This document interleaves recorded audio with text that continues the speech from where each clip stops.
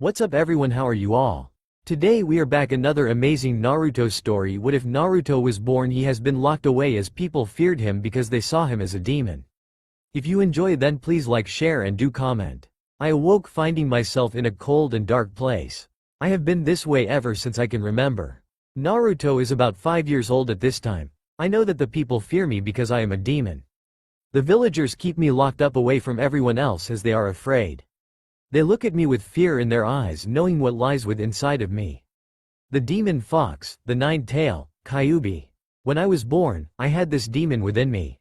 I never got to know my real family. I could briefly hear the villagers speak my name in whispers, as it has become forbidden to even speak my name. My name is Naruto. I have learned to speak by listening to the villagers, as not very often does anyone come to my caged area except to feed me once a day. It isn't enough to feed my growing hunger. I often hate seeing the hatred and fear that is in their eyes. I glanced down at my human hands, wondering if I shall ever be free or if I shall ever have a friend. I could hear a sound coming close to my caged area as the smell of cherry blossoms filled the air.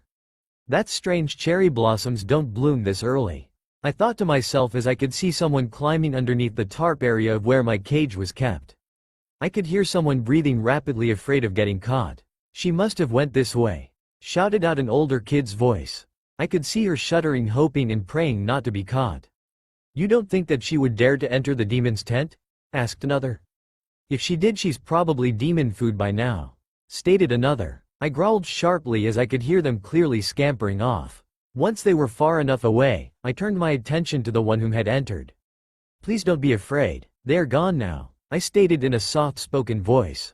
Slowly the girl came out of hiding as she had pink hair and green eyes.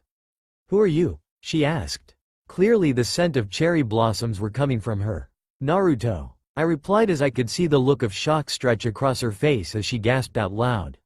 "You're the demon?" "I am not," I growled sharply, banging my hands down to the ground. With my erupted anger, I managed to cause a small earthquake. "I am sorry, but when I first heard stories about you, I thought that you would be some kind of terrible monster. But you're only just a boy," stated the girl. I could tell that she was somewhat afraid of me, but not truly afraid like the others. Could it be possible that I was finally making a friend? I could feel this girl starting to ease my loneliness, as for the first time someone wasn't afraid of me. "You never told me your name yet," I stated once I had calmed down. "Sakura. I know that I shouldn't be here, but I had to escape from the bullies." "Why don't you escape, Naruto, if you aren't a demon?" "I can't," I replied, showing her my chains. Special seals laid over the chains and cage. The word repress was written in kanji on the seals. "They keep me here because of what I have inside of me. They don't see me, only him," I replied. I could hear laughter in the back of my head as I knew that it was coming from only one being, or rather a demon. "Are you talking about me, Kit?" I grabbed my head suddenly. "Stop it, Kyuubi," I yelled at the demon mentally along the mental path that he and I shared. I could hear the fox laughing. "This shall prove amusing. I will leave her be for now. There is something about this human that enrages me," stated Kyuubi. I could feel the fox's presence vanish, returning my normal senses back to normal. Sakura looked at me with concern in her eyes. "Are you all right?" she asked. "Sorry, I can get like that. You should go before somebody catches you," I stated, knowing that she couldn't hear Kyuubi like I could. Sakura quietly crept back out the way that she came in from. "Don't worry, Naruto, I will come back again. I don't care if you are a demon. Even somebody needs someone to talk to, a friend.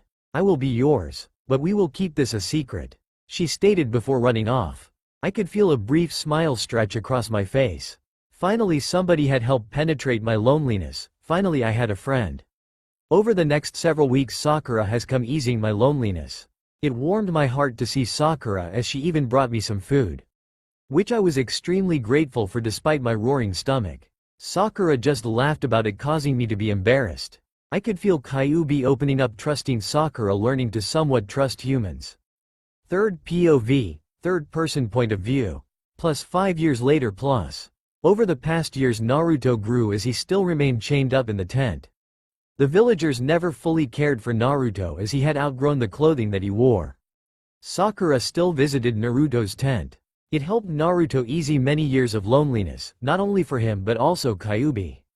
Naruto was grateful for Sakura's visits, as it assured him that he wasn't forgotten. Over the years, every once in a while the villagers would torture Naruto to the point of insanity. Kyuubi hated those villagers whom tortured him and his human host. "I would love to kill them all just to see them get what they deserve," growled Kyuubi. "Come on Kyuubi, I know that you don't mean that. I have seen what you have been through before you and I became one," stated Naruto mentally. Kyuubi snarled in embarrassment. "I can't believe that you saw that," Kyuubi stated. "Come on Kyuubi, you knew that it was only a matter of time before I did," replied Naruto. Plus flashback plus. Many years before Naruto was even born, Kyuubi could hear strange noises coming from the forest. He was young and curious about what it was. Kyuubi has never seen humans before. He has been told to stay away from humans as they will often attack demons for no rhyme or reason. Kyuubi didn't listen. Kyuubi ventured closer to the sound, keeping out of sight to find two humans having in the forest. Kyuubi has heard about human mating, but he had never seen it before. Suddenly Kyuubi was grabbed by his 9 tails. Somebody had pulled him away from the mating humans, holding him up in the air by his tails. "Look what we have caught, boys, a 9-tailed demon fox. Even though he is a cub, his pelt shall still fetch a good price."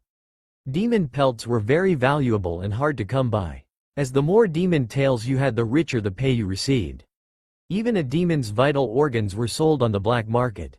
Kyuubi put up a fight trying to escape his captors, to have very little success. They had managed to cut off huge patches of Kyuubi's fur and several of his tails. Kyuubi howled in pain as his demonic powers kicked in, killing his captors. When demons are cubs or kids, they can't access their powers as easily if they were full grown. Only under extreme stress, anger, or death can they use their demonic powers. A gravely injured and dying Kyuubi hobbled back to the two humans. The humans appeared shocked at the condition that Kyuubi was in. "Minato, we have to do something. This kid won't be able to survive. Neither will the baby. My body is already attacking it," stated the woman. The woman's body would attack any foreign substance, even a baby, thinking it was a virus.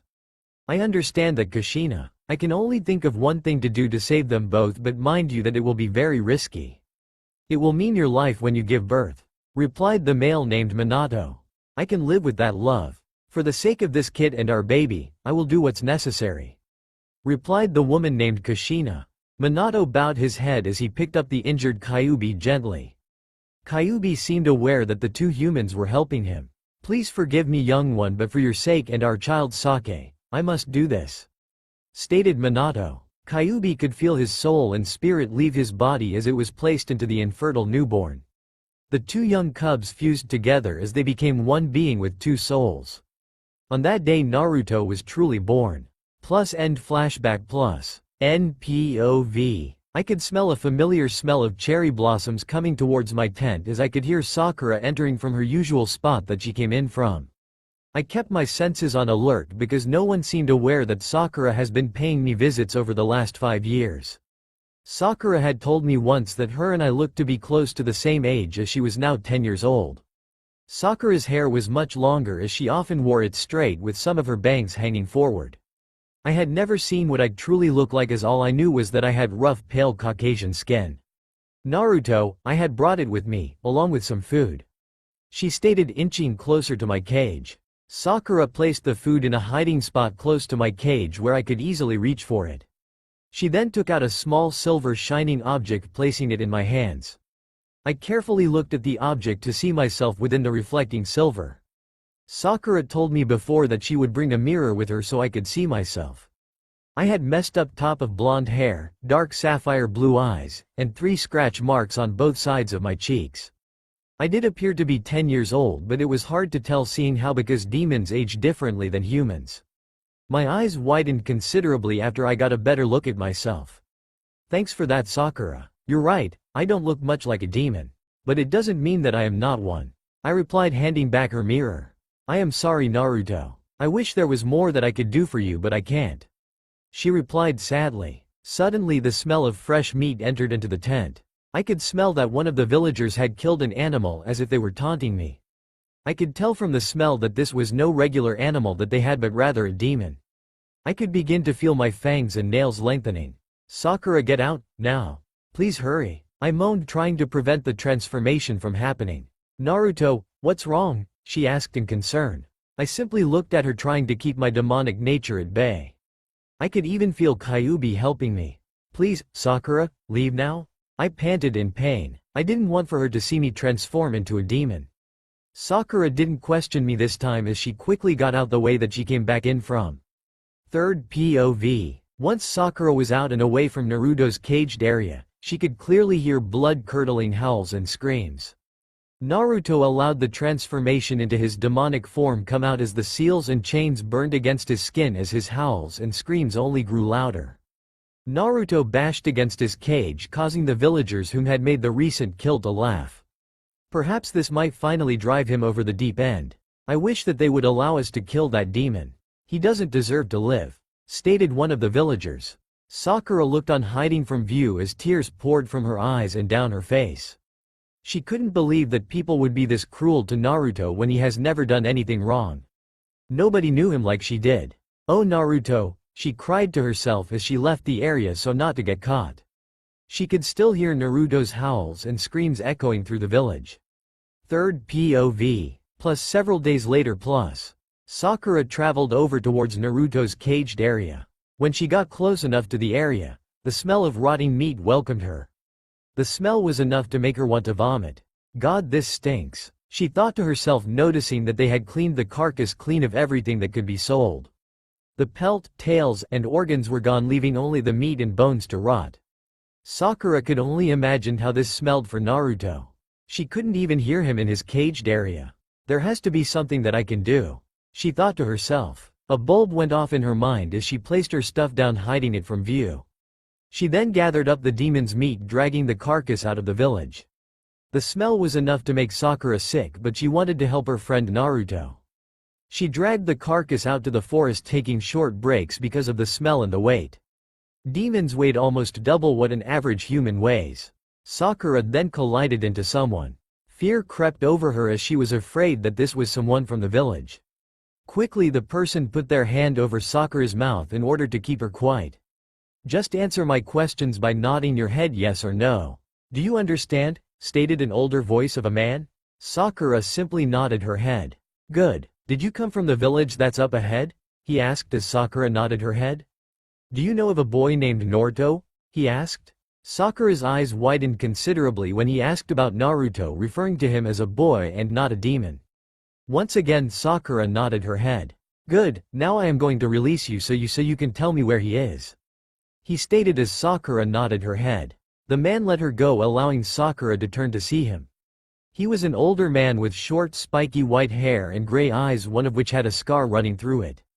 The rest of his face was hidden underneath a mask from the bridge of his nose down. Who are you and what do you plan to do to Naruto? Asked Sakura angrily. My name is Kakashi Hitaki and I plan to free him, he answered. Sakura looked at Kakashi surprised.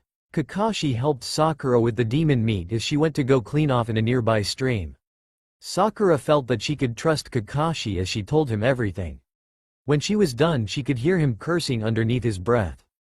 Damn it, it took me far too long to find this village. I had promised his father and mother that I would look after him, stated Kakashi. This was the first time that Sakura had heard about Naruto's parents. Naruto didn't speak much about them because he never knew them, and the fact was that they died before he was born. Somehow in some way Naruto knew that. That's why he was caged in fear because of what he was. When Sakura told Kakashi about how she has been paying Naruto visits as she was his only friend, a smile stretched across Kakashi's face that could clearly be seen through his mask. Then perhaps you can help me. What is your name, girl? Kakashi asked. Sakura Haruno, replied Sakura. All right then Sakura, listen carefully to what I have to say, stated Kakashi. Plus back at the village plus. KPOV, Kyuubi's point of view. I had noticed that the smell of the rotting demon meat was finally gone. I could still feel Naruto shuddering in pain as I slowly undid the transformation. Naruto, are you all right?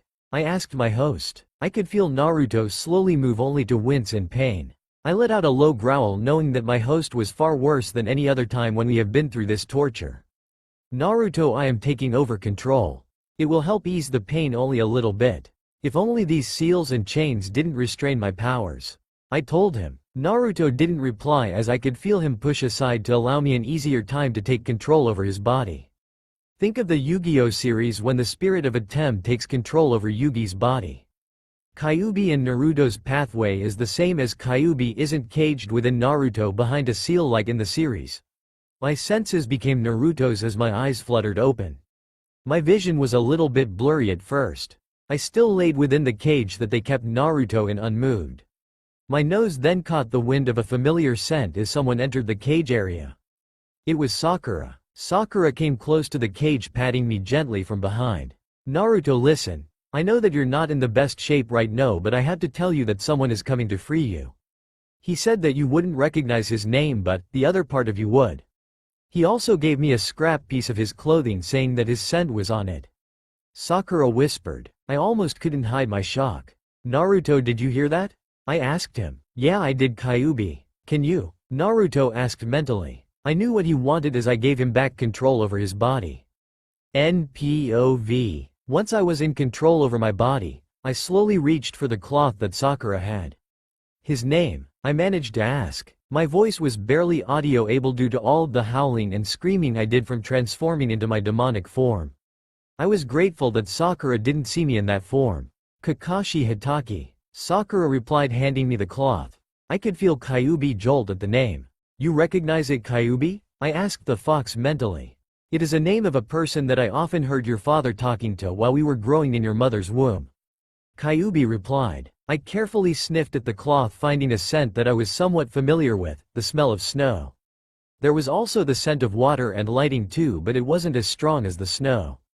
I could feel Sakura gently patting me as she got up to leave. Hang in there, Naruto. You will soon be free. Plus early morning plus. Third POV. The sound of alarm ripped through the village as Kakashi made his way to Naruto's caged area. Stop him. He is trying to free the demon. Somebody shouted out. Kakashi made several quick hand signs as he unleashed an attack. Water style, water dragon. Shouted out Kakashi as a dragon formed out of water kept the villagers at bay as he finally made his way to the caged area. He ripped the tent away, revealing a 10-year-old boy with blonde hair cowering within a cage. A smile stretched across Kakashi's face as Naruto held up a hand to block the bright sunlight. Don't worry, Naruto. You will be free shortly. Kakashi stated as he jumped on top of Naruto's cage. Kakashi made several swift hand movements as he placed his hand over the seal. Release. The seals and chains fell off of Naruto as the cage collapsed outwards. Kakashi quickly scooped up Naruto over his shoulders as he turned to the villagers. Sorry, but I can't let you stop me, stated Kakashi as he threw down a smoke bomb. Blackness took Naruto as Kakashi carried him away from the village. NPOV. I awoke finding myself in a strange place. My wounds had been bound as I could smell food cooking, which made my mouth water. I could remember being freed from my captivity by Kakashi. A range of emotions ran through me. I was happy that I was finally free of my captors, but angry and sad that I had been taken away from the one person who has helped me through all of this. I already missed Sakura. I slowly made it to my feet as I remembered seeing how people walked around. Even though I never truly walked before, I stood up a bit shaky at first, but I finally managed to make it towards a room where I had smelled the food cooking. Kakashi just stood there unaware that I was even in the room. I walked up to him, grabbing the man by the throat, hosting him a good couple of feet off the ground. A low-threatening snarl escaped my lips as I could feel that Kyuubi wanted just as badly as I did to kill the man whom had freed us. Suddenly a familiar scent of cherry blossoms drifted up my nose as I could hear a young female gasping. Naruto, stop! Shouted out Sakura as she grabbed me from behind. I could feel both Kyuubi and me calming down as I gently put down Kakashi. I slowly turned my head towards Sakura, surprised to see her there. Sakura? I asked in question, wondering why she was there. It's all right, Naruto, she stated as she released me. My knees went weak as Sakura helped me over towards the table. I could tell that she wanted to ask why I would attack the one whom had freed me, but Kakashi stopped her. It's all right, Sakura, I think I know the reason. It's because he thought that I have taken him away from you. It seems that Naruto has developed a strong bond with you. The one person whom has showed him that not all humans are bad. Stated Kakashi. My stomach growled loudly, forcing Sakura to burst out laughing after a couple of minutes of silence. I could feel myself blush about 3 shades of red. Kakashi brought over a large plate of food, setting it down in front of me. I could feel my fangs lengthening at the sight of the food. Go ahead and eat up, Naruto. You need your strength. I dug into the food, getting a strange look from Sakura as she pushed over silver objects towards me. Sakura, Naruto doesn't know how to use silverware or anything else. He knows barely how to walk from studying people. This is the same way that he had learned to talk. We will have to teach him all of the basics. Reading, writing, all the things that Naruto never learned because they had kept him caged since birth. Stated Kakashi. Naruto, perhaps he can enlighten you about your parents. I know that your mother died giving birth to us, stated Kyuubi. I swallowed the food that was in my mouth before I spoke. Kakashi, what can you tell me about my parents? I asked. Kakashi looked at me, not surprised by my question. Kakashi told me about my mother Kushina and my father Minato. Both were kind, gentle, and loving people. Minato was a skilled and trained ninja. This word I had never heard before. Kakashi explained to me what ninjas were and what they did. I was told how my father used a special and unique technique known only to him to place Kyuubi into me. Somehow people had found out what my father did, as he died trying to protect me before I was born. My mother died giving birth to me. After I was born I had been caged in fear because of what people thought. But why is Sakura here? I asked. Sakura asked me to train her to become a ninja. She wants to be able to protect herself and help others. Kakashi answered. Naruto, what are you thinking? Asked Kyuubi. Training to become a ninja like my father. I want to earn people's respect so they won't be afraid of me. I answered the demon fox. It's very risky. You know that there is no way to stop what's going to happen in 6 years. But I like the idea, seeing how we don't know how to use or even control our powers. But be forewarned, Naruto, that if we become enraged, angry, or mad, it will reveal our demonic nature, stated Kyuubi. I understood Kyuubi's concerns. When I reach the age of 16, my body will transform, taking on the aspects of Kyuubi. Kakashi, do you think that you can train us to become a ninja too? I asked him. Sakura looked at me stunned as Kakashi scratched his head. Do you understand the risks that you are taking if you do this? Asked Kakashi as I nodded my head yes. We just have to be careful of our rage, hatred, and anger. Emotions like that are bound to show our more demonic side. Plus it could help for what is going to happen in 6 years. I replied. What happens in 6 years? Asked Sakura. Both Naruto and the demon that is within him reach maturity. When that happens, Naruto's body will transform, taking on more demonic attributes belonging to the demon within him. He will no longer look human. Think of a werewolf, but he will be a fox rather than a wolf. Stated Kakashi. I happen to have a name. Kyuubi growled through me. I grabbed my head suddenly, trying to keep Kyuubi under control. I knew how much he hated just being referred to as just a demon rather than by his own name. Stop it, Kyuubi. Please, they didn't know. Please calm down. I gasped out loud. Suddenly I could feel something get slapped onto my forehead. Third POV. Kakashi acted quickly before Kyuubi did anything. He had placed a paper seal onto Naruto's forehead. This seal was different from the seals that had kept Naruto in bondage for 10 years. It still had the kanji word of repress on it, but the seal didn't harm Naruto like it used to, as it restricted Kyuubi from coming out.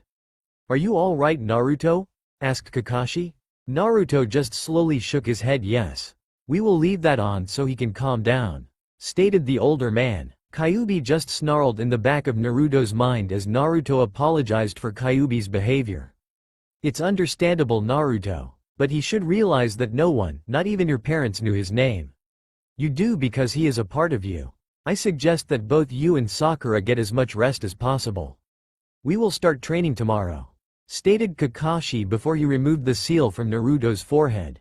Next day plus, all of Naruto's wounds were fully healed, as his and Kyuubi's full power had almost fully returned.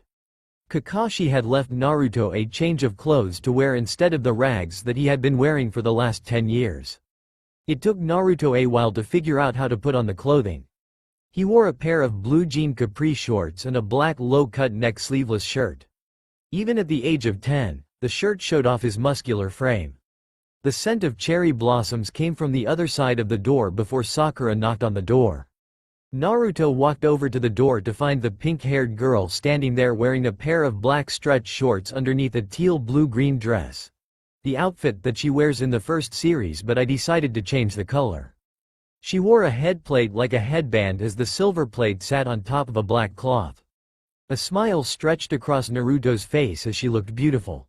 "Good morning, Sakura," stated Naruto. Sakura looked at him stunned as he looked much better than how he looked yesterday. Sakura held an object behind her back from Naruto's view. Sakura blushed a deep shade of pink as she couldn't help but to notice how handsome Naruto was.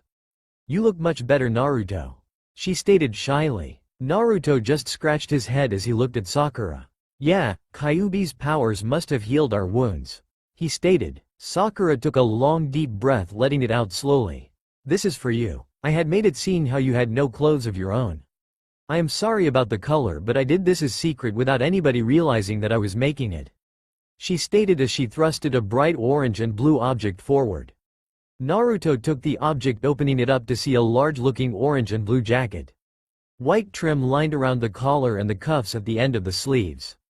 A red circle was on the back with a spiral in the circle. Naruto's jacket is from the first series, the one that he is always wearing. Naruto placed on the jacket as it was a little bit big on him, but he loved it. It was the first thing that anybody has ever given to him. Tears began to form in Naruto's eyes as he thanked Sakura, telling her that it was perfect. NPOV. Sakura and I went to find Kakashi as he had set up a training course outside of the house that we were currently staying in. "Good morning, you two. Are you both prepared to train hard? Being a ninja isn't easy as it is a lot of hard work. We will begin with the basics and work our way up," stated Kakashi as he handed me a headplate which sat on a long navy blue cloth. "Right now these headplates bear no symbol of any village since you guys aren't ready to join one of the 5 great hidden villages where the ninjas live. Our main concern right now is training you," stated Kakashi. Both Sakura and I nodded our heads that we understood. Sakura looked literally exhausted due to the training. I felt like I could do more as it seemed that I was picking up things quickly. It seemed to Kakashi that I had good control over fire-based attacks and spiraling spheres, Rasengan. Kyuubi had told me that the reason why we seemed so strong with fire-based attacks is because he was a firefox, as fire couldn't harm us in any way. Yes, I know that Kyuubi and Naruto don't have any fire attacks, but I decided to give them this ability. Throughout the day Kakashi and Sakura worked with me, teaching me how to read, write, and handle objects like silverware and weapons. It was slow to learn some of these things considering that I wasn't trained when I was younger some of these things. Kyuubi worked with me knowing that these kind of things he needed to learn as well. Kakashi told us that our training was nowhere near completed and that we would resume tomorrow after we got some rest. Plus 2 years later Sakura and Naruto headed towards their new village along with their teacher Kakashi. All 3 wore head plates bearing the symbol of the leaf. Kakashi proceeded to fill them in about the village. "Where we are going is to the land of fire. The village is Kanahagukura, which is also known as the village hidden in the leaf or the leaf village. When we arrive, our first step is to see the Hokage, whom acts as the leader of the village, so please show proper respect. Naruto, I had informed the Hokage all about you and your other half. I know that I can trust him with this secret because he was my sensei," stated Kakashi. Naruto could hear Kyuubi growling in protest and anger. "Calm yourself, Kyuubi. You knew that Kakashi would have to inform somebody about us," stated Naruto mentally. Kyuubi just growled even more, causing Naruto to shake his head. "Let me guess he isn't too happy," stated Sakura, causing Naruto to sigh out loud. During the 2 years of training, both Sakura and Kakashi gotten to know the 9-tailed demon fox that was a part of Naruto when he took control over his host's body. There was a very noticeable difference between the two when Kyuubi was in control over Naruto's body. Naruto's fangs and nails fully lengthened. The 3 whisker marks that was Naruto's face became much bolder and wider. Naruto's blue eyes became blood red with slit pupils. Kyuubi's speech was much darker and rougher than Naruto's own. "Kyuubi has been really moody lately," Naruto simply replied. "One more thing, Naruto. You have to be really careful about Kyuubi and using any of your demonic powers. No one in the village besides the Hokage knows that you are a demonkin." This is the term that I have come up to describe what Naruto and Kyuubi are instead of using the terms from the series. You have just 4 years to earn people's trust. Not everyone will be willing to accept demons even if they appear human," stated Kakashi as they approached the Leaf Village gates. Naruto was trembling when he saw the huge village, which meant a lot of people. Sakura held Naruto's hand gently as the three of them walked towards the rock cliff where a large tower sat. Plus Hokage's office plus NPOV. Kakashi knocked on the door to what looked like an office. "Come in," replied a voice from behind the door. The three of us entered to find an elderly person sitting behind a desk. "Ah, Kakashi Hitaki, I take it that these are the two that you were telling me about," stated the man whom sat behind a desk. "Yes, these are Sakura Haruno and Naruto Uzumaki. Guys, this the Hokage, Hiruzen Sarutobi," stated Kakashi. It was the first time that I had ever heard my last name, but I couldn't stop trembling. I could feel Kyuubi's fear as if it was my own. Small whimpers escaped from my lips. Sarutobi-sama, if you would please," stated Kakashi. "Oh, sorry," stated Sarutobi. I don't know what he did, but I could feel as if a huge weight was lifted off of me and Kyuubi. I began to ease up, wondering what happened. "I am sorry about that, Naruto. It seems that you and your demon half must have sensed my power. As Hokage, I have the strongest power in the whole village. As the strongest, I was elected as leader until someone just as strong or stronger comes to take my place. Your father was one of those I was considering until he died trying to protect you. Your father was also my student like Kakashi," stated Sarutobi. "That's the first time I have ever felt fear like that coming from Kyuubi. I hardly feel any emotions from him, but every once in a great while he has his moments," I stated. "Kakashi has told me about your demonic half. Is it possible for me to meet him?" asked Sarutobi. "Kyuubi?" I asked. "I will speak with him. Give me control, Naruto. Don't worry, I won't do anything rash. Even something like me knows better than to attack somebody stronger and more powerful than me," replied Kyuubi. Naruto stepped aside, allowing the fox control over his body. The changes to Naruto's persona were instant as Kyuubi opened his blood-red eyes. "Are you Kyuubi?" asked Sarutobi. "That would be me," replied Kyuubi through Naruto.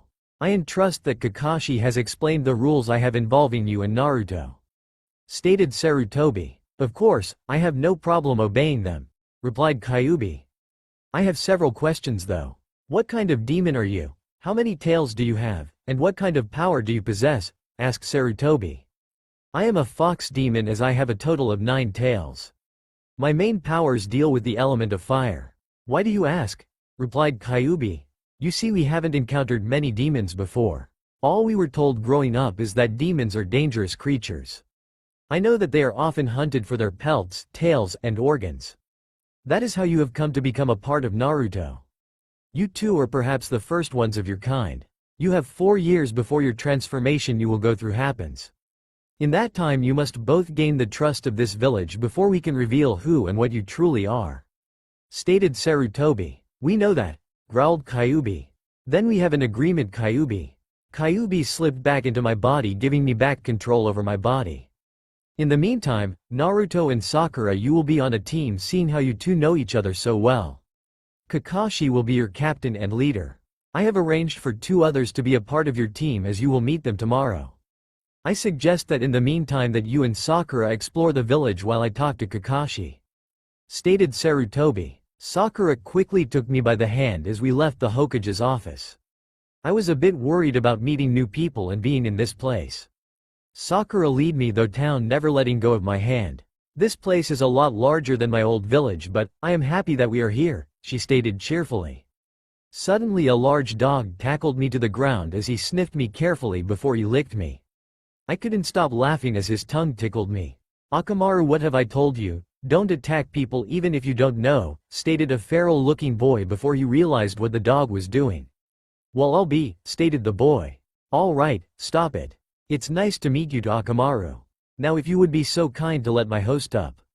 Kyuubi growled as Akamaru walked over to his human side. "Sorry about that, Naruto. We have a great kinship with dogs, wolves, foxes, and other canines," stated Kyuubi. I slowly got up to my feet. "I am truly sorry. I have never seen Akamaru do that to anyone before. So you two are the newcomers. My name is Kiba Inazuka, you already met Akamaru," stated Kiba. I am Sakura Haruno and that's Naruto Uzumaki. We just arrived here today. I have to say this but, that's perhaps the largest dog I have ever seen in my life. Replied Sakura. You should see the other ninja dogs, they are a lot larger and bigger than Akamaru. My family raises and works with the dogs training them. I carefully sniffed at Kiba and Akamaru. Their scent seemed one and the same except Akamaru had a more muskier smell than Kiba. Only Akamaru seemed aware that I was sniffing them as I had to make sure to do it without being noticed.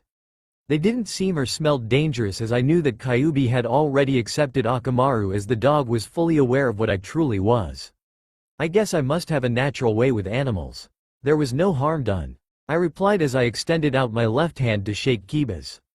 I had discovered through my training that I was neither left or right-handed but rather both. Kiba smiled taking my hand shaking it. You're all right Naruto. Well I got to go see you around.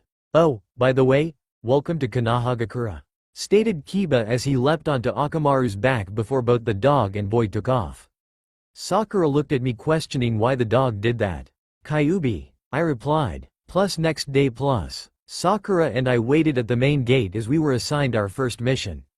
We waited for Kakashi and the other two members for our team. I was a bit curious on whom they were and whether or not I could trust them. I paced nervously around. Calm down you two, stated Sakura. I stopped pacing when I smelled Kakashi's familiar scent along with two others whose scent I wasn't familiar with. One of them smelled like paint while the other smelled like fire ash. Kakashi approached with two other teens close to the same age as both Sakura and I. One was a black-haired pale kid as he was the one who smelled like paint. The other kid was a spiky raven-haired kid as he was the one who smelled like fire ash. Naruto Uzumaki and Sakura Haruno, these are your teammates Sasuke Uchiha and Sai. Sorry but you're the only girl in our team Sakura, I hope that you don't mind. Stated Kakashi. Sasuke and Sai will be a bit different from how they are portrayed in the series as I couldn't make up my mind whom will be a part of Naruto's team so I decided to use both Sasuke and Sai seeing how both had been on or are on Naruto's team in the series. It's alright Kakashi-sensei. Stated Sakura as she shook hands with Sai and Sasuke. I carefully sniffed them not sure what to make of them. Sai just smiled as Sasuke stuffed his hands into his pockets trying to look cool. I couldn't tell what to think of these two. I just simply nodded my head. Our first mission is to escort an official named Tazuna to the Land of Waves. Stated Kakashi. Sorry I had changed Tazuna from a bridge builder to an official for this story. A large man whom reeked of alcohol and boozes approached. I felt like I was going to be sick because of how strong the smell was as I crumbled up my nose in disgust. Damn it, isn't it too early to be drinking? I suggest that we stand upwind of him Naruto. Whined Kyuubi as I had to agree with him. I will take point Kakashi. I stated getting far away from the smell as possible. Our team then set out as Kakashi walked besides me. Keep your senses open Naruto.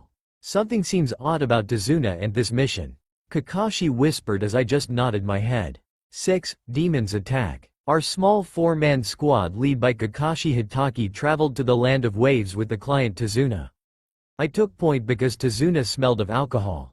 The smell of booze interfered with my advanced sense of smell. Sakura, Sasuke, and Sai stood close to Tazuna as Kakashi traveled behind me. A mission like guarding an official like Tazuna isn't something that you give to inexperienced ninja like us. Even if you had a demon like me on the team, but Sasuke and Sai didn't know that I was a demon. I had just met the two as I wasn't sure if I could trust them just yet with my secret.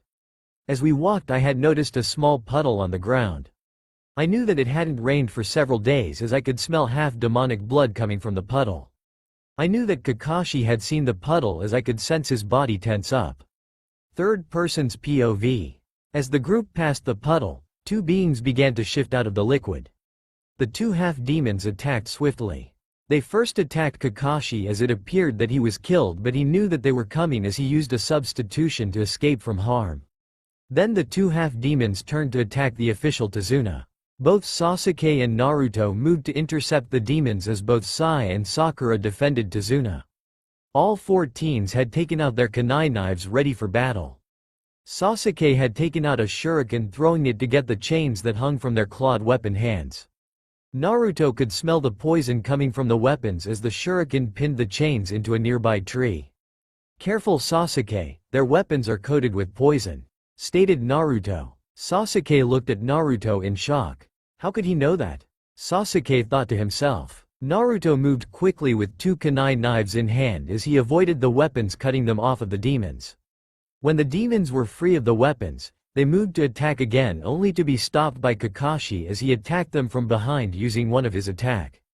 Chidori, snapped Kakashi as the attack hit the two demons, sending almost 1,000 volts of electricity through their bodies. The attack rendered them both unconscious. Kakashi then proceeded to tie up the demons using the same paper seals that he had used on Naruto to keep them from using their demonic powers. Good work, team, you all handled yourselves pretty well. It seems that our client Tazuna-san has some explaining to do, stated Kakashi. What do you mean? Asked Tazuna. Those are half-demon assassins. This team is only beginning ninjas as they are no match for skilled assassins. Our job is mostly to protect you from thugs, robbers, and other attacking ninjas. This mission is far beyond the skill level of my team. Why did you hire an inexperienced team in the first place if you were being hunted down? Asked Kakashi. Tazuna let out a long sigh as it seemed that the older man had caught on since the beginning of the mission that something was wrong. My village in the Land of Waves is very poor as we don't have a lot of money. The reason why I came to the Leaf Village is to set up trades between the other villages. Kakashi scratched his head looking at his team. What do you think, guys? Should we head back or continue on with this mission? It's your call, stated Kakashi. The four teams huddled together to discuss their plan. I don't think we should hold it against Tazuna-san if his village couldn't hire more skilled ninja. I say we continue on, stated Sakura. I have to agree with Sakura-chan. Besides, the only way to gain experience is to do missions, stated Sai. I think that there is more here. It seems like he isn't telling us everything. I mean, why is demons attacking him? Asked Sasuke. Naruto had to agree with Sasuke. Demons don't attack for no reason. He should know, seeing how he was a demon. Besides that, Kyuubi could hear the man's heartbeat flutter when he told them his reason. Naruto turned to Tazuna first as he had to put his suspicions to the test. You're clearly not telling us everything, Tazuna. What's the real reason to why you hired us? Besides for the reason that you had just given us, growled Naruto. Sweat gathered on Tazuna's forehead as it seemed that Naruto was the most dangerous out of all of the group. Something within Tazuna said not to test Naruto's patience. All right, I will tell you. We have been running into troubles with a business tycoon whom has been killing officials like me to prevent trades with other nations. He wants our village for his own greedy profits, stated Tazuna. Now we are getting to the truth, stated Kyuubi. Whom is this business tycoon? Asked Kakashi. His name is Gato of the Gato Corporation. He will stop at nothing to get what he wants, replied Tazuna. The four teens came to agreement to continue on with the mission to help Tazuna get back to the Land of Waves.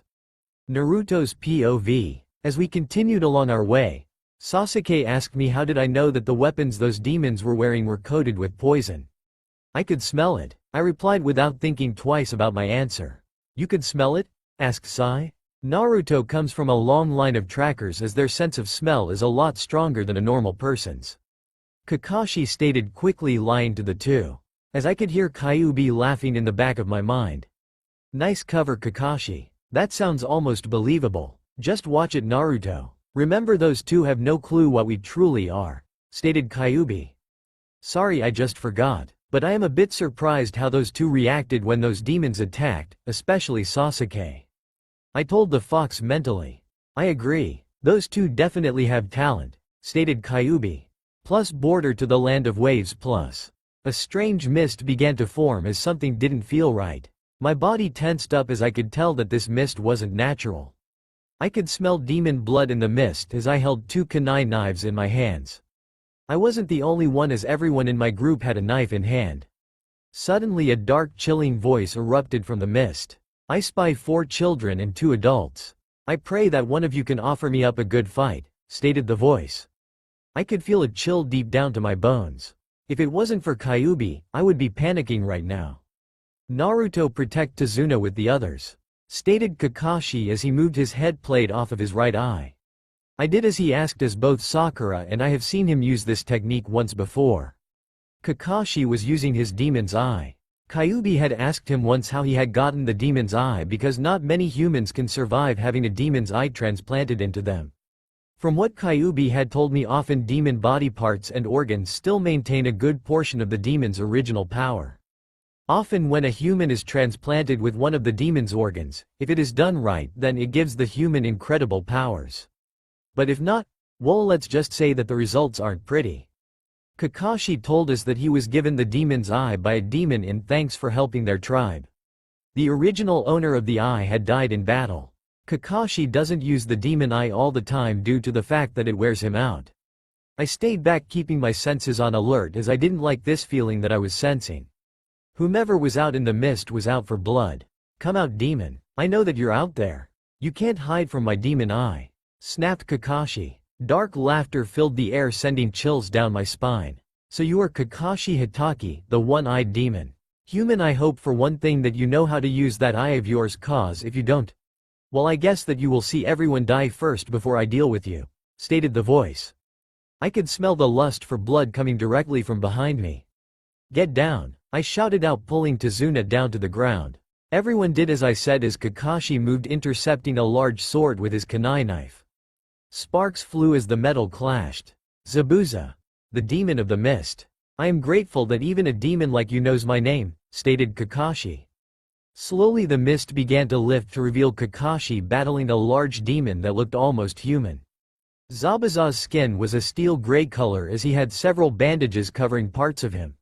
His razor-sharp teeth smiled as in his clawed hands he held a sword that was as big as him. His red demonic eyes glowed as if out for blood. The four of us scattered out of the way, yanking Tazuna along with us. I would have helped Kakashi, but I knew that he could handle himself. Every demon knows of you, Kakashi, especially after the great battle.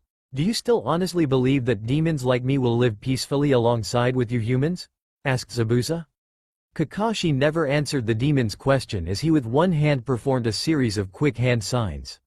Water style, water dragon, snapped Kakashi. The water that surrounded us rose up, taking on the shape and form of a dragon. The water dragon moved to attack Zabuza as the demon laughed at Kakashi. Do you think you can honestly overpower me with my own element? Then you have another thing coming, Kakashi Hitaki, stated Zabuza. I could feel the shift in energy as Zabuza willed the water to do as he commanded.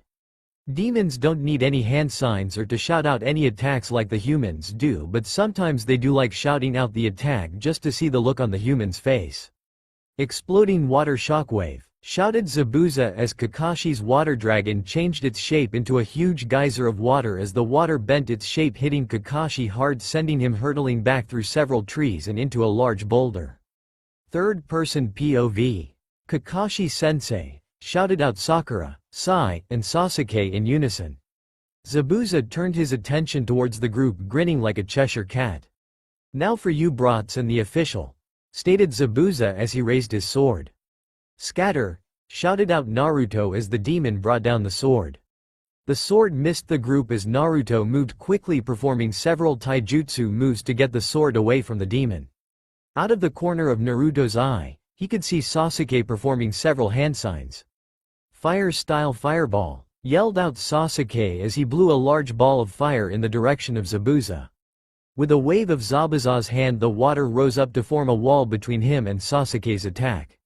The grin on Zabuza's face stretched even further. Naruto could feel and sense what was happening as he moved, pushing Sasuke out of the way as the demon's attack to imprison the two missed. He's far too strong for us. We should fall back, shouted out Sai as he threw several shuriken at Zabuza. The shuriken hit their target, but it seemed that version of Zabuza was nothing but water. Sai-kun behind you, shouted out Sakura a little too late as Zabuza cut Sai with a water blade, drawing blood. Sai moved, getting out of the way, but Zabuza managed to cut the teen at least 4 more times. Sakura stood back with Tazuna as she tried to perform several hand signs. Zabuza simply pointed his index finger at Sakura as the water rose up in the shape and form of a whip. The water whip tied around both Tazuna and Sakura, lifting them both off the ground as he smashed the two into the boulder where Kakashi laid. No, Sakura-chan, shouted out Sasuke as he took out a rather large shuriken. Demon Wind Shuriken, shouted out Sasuke as he threw the shuriken. Wait, Sasuke. Naruto shouted out a little too late as Zabuza dissolved into a puddle only to reform, catching Sasuke's shuriken. Zabuza then threw the shuriken back at Sasuke. Sasuke managed to somewhat dodge the shuriken but not the demonic wind as it cut up Sasuke. Naruto couldn't stand it anymore. This demon had not only hurt his team and friends, managing to piss both Naruto and Kyuubi off. A dark red aurora began to form around Naruto as he couldn't hold back what was happening to him. "Naruto! Don't!" shouted out Kakashi when he came to seeing what was happening to Naruto. "Kakashi! Go! Get them! Out of here! Can't stop!" Naruto snarled, hunching down onto his hands as the aurora began to take the shape of a fox. Kakashi cursed out loud as he gathered up the four, pulling them far away into the furthest tree, going as high as possible. The aurora of a three-tailed fox had formed around Naruto as his nails fully lengthened as well as his fangs. The whisker marks on his face became much broader and more noticeable. Naruto's blue eyes became blood red and more demonic looking. Black lipstick and eyeliner type of lines surrounded both Naruto's eyes and lips. His ears stretched to a point as his golden blonde hair became a bit longer and more wild. Think of the three-tail form that Naruto takes on in the second half of the series. Plus up in the tree plus. Both Sasuke and Sai watched in horror as Naruto's shape changed in front of their eyes. "Kakashi-sensei, what is going on?" they asked in unison. "Sasuke and Sai, what you are seeing is the truth about what Naruto truly is.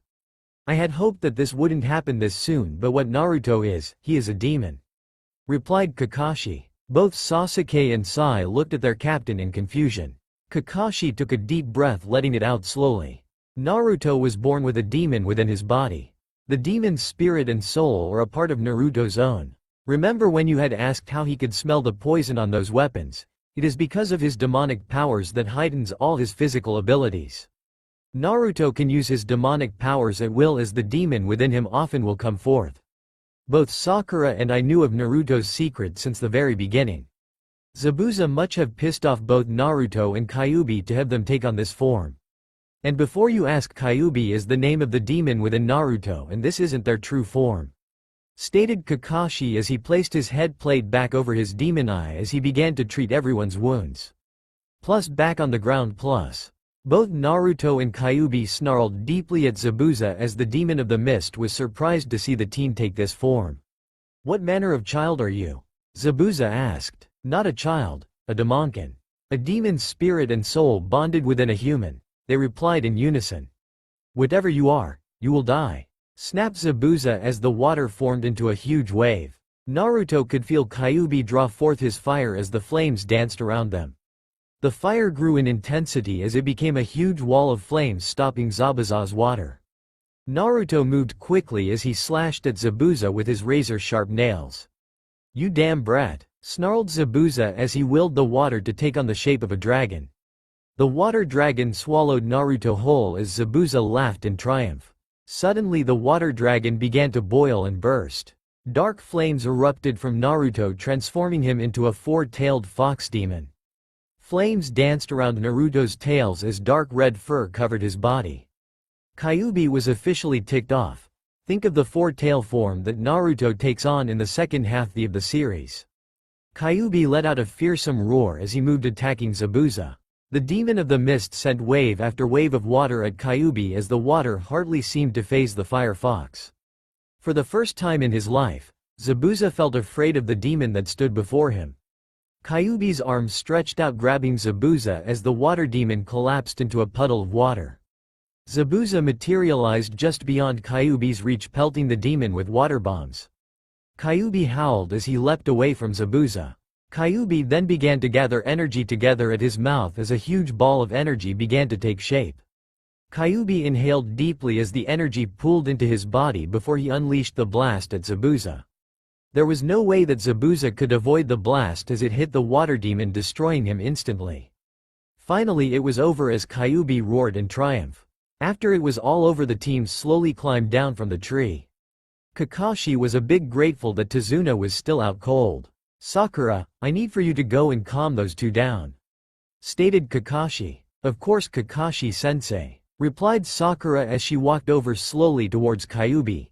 Kyuubi growled harshly as Sakura approached, forcing both Sai and Sasuke to reach for their kunai knives. Kakashi held out his arm, shaking his head. Just watch, he stated. Sakura slowly approached the demon with her arms stretched out to her side.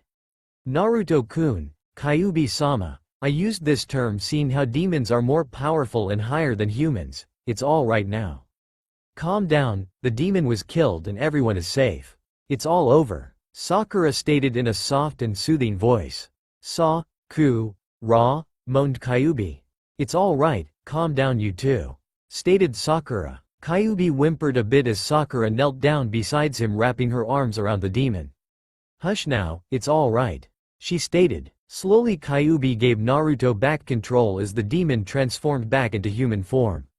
Crimson tears streaked down Naruto's face as he felt ashamed by what happened. I'm sorry, he whined softly. Sakura cradled Naruto's head close to her body, allowing him to cry. Seeing Naruto cry, tears of blood caused both Sasuke and Sai to somewhat relax as they both looked at Kakashi a bit confused. I will explain everything after we have completed this mission, explained Kakashi as Tazuna finally seemed to come around. The team continued along their way to bring Tazuna to the land of waves. Whatever happened to the demon that attacked us? Asked Tazuna. No one knew how to answer the official's question.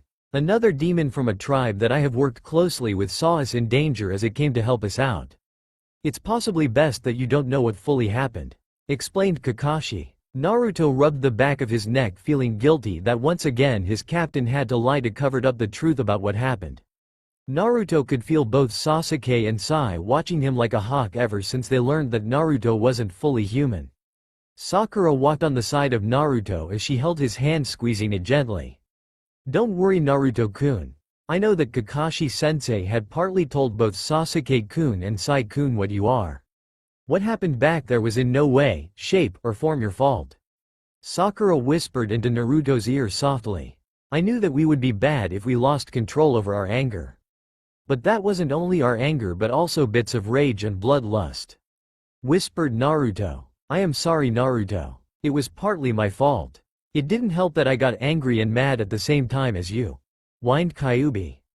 Kyuubi, we knew that sooner or later we would have to tell both Sasuke and Sai what we are. Just we didn't plan for it to be this soon, Naruto replied mentally. Naruto could sense Kyuubi's sorrow and fears like they were his own, as he was afraid that Sasuke and Sai wouldn't accept him. Naruto had those same fears. They had been lucky so far that both Sakura and Kakashi knew and had accepted them. Not many humans would accept demonkins like Naruto and Kyuubi. But then again, they were both the only ones of their kind. Naruto's POV. After our long journey we had finally arrived at the land of waves. Tazuna apologized for all of the trouble that he had caused. Something troubled me as we entered into Tazuna's village. It was far too quiet. I don't like this. Where is everyone? Asked Kyuubi. Not even Kyuubi's enhanced hearing could hear anything. I hate to agree with you Kyuubi, but this seems odd that not even you can hear any humans. They couldn't have all gotten up and left, I replied, noticing some clothes that were left out to dry. Kakashi-sensei, where is everyone? This place looks empty, asked Sakura. Kakashi looked at me as I just shook my head. I knew what he was going to ask even before he asked it. Everyone spread out and look for anybody that might be around, stated Kakashi. The four of us took off running through the village looking for any sign of humans.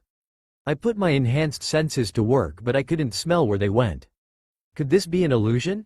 I asked Kyuubi mentally. Impossible Naruto, even through an illusion we would still smell and or hear them. Whatever took them from here also carried off their scent, replied Kyuubi. We should go back to Kakashi and tell him what we have discovered. Maybe then we can figure out what happened to everyone, stated Kyuubi. I took off heading back towards Kakashi. As I got back Sakura, Sai, and Sasuke were waiting. Any luck Naruto? Asked Kakashi. None. I couldn't even get a fix on which way their scent went, I replied. Are you sure it's not an illusion spell? Asked Sai. Even if it was, Naruto would still be able to smell something. Naruto, tell me exactly what you smell, stated Kakashi. I closed my eyes, putting my nose towards the sky, taking a long deep breath. I smelled that people were here, but it seems like the wind had swept away their scents. I am also picking up an odd animal smell in the air, but it's too weak to tell what it is, I replied, opening my eyes. I did find this in the main square Kakashi-sensei. stated Sasuke as he pulled out from his pack a large bird feather. The feather was the full length of Sasuke's elbow down to his fingertips. He handed me the feather, allowing me to take a sniff of it. The feather tickled my nose, causing me to sneeze. I sniffed the feather again and then put my nose towards the sky. A low growl erupted from Kyuubi. That's what we have been smelling. Demon birds. They control the wind and are able to erase their scent. That's why we are having a hard time smelling where the humans are. Thanks to Sasuke, we can track them down, stated Kyuubi. I sneezed again before I opened up my eyes. A demon bird. Thanks to Sasuke I can track them down, I replied, sniffling. Are you all right, Naruto-kun? Asked Sakura. I rubbed my nose, which was red. It seems that I am allergic to their feathers. But I can still track them, I replied, sneezing. I could feel my nose running, but I was determined to find the captives. Sakura pulled out a piece of cloth to allow me to blow my nose. Are you sure that you can handle it, Naruto? Asked Kakashi as I nodded my head. All right then, Tazuna. I need for you to find a safe place to hide while we rescue everyone, stated Kakashi as Tazuna took off. Once Tazuna was out of sight, Kakashi turned towards me. Naruto, allow Kyuubi to lead us. His senses are a lot sharper, stated Kakashi. You know that he's right, Naruto.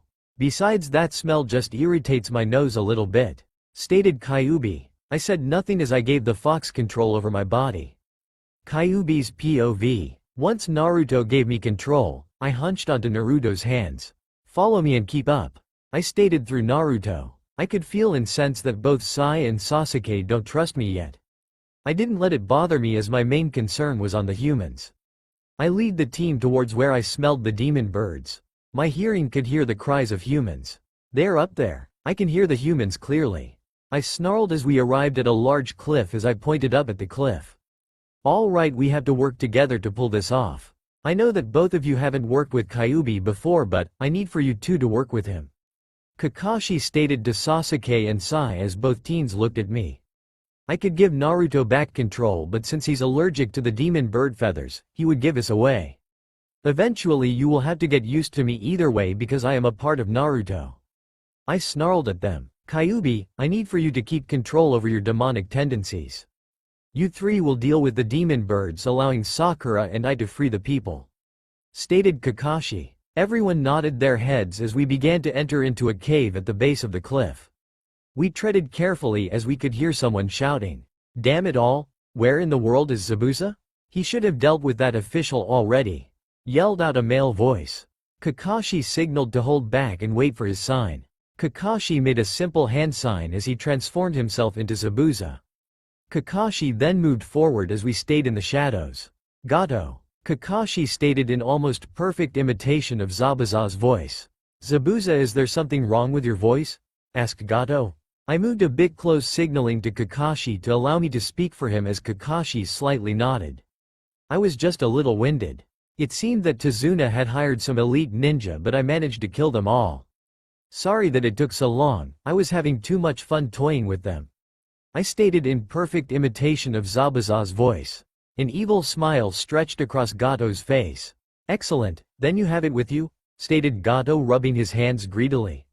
Of course, it's right here, I replied as Kakashi reached for a smoke bomb. He threw it onto the floor as the signal for us to attack. While Gato was blinded, Kakashi tied him up to prevent him from escaping. Sasuke, Sai, and I moved to deal with the demon birds.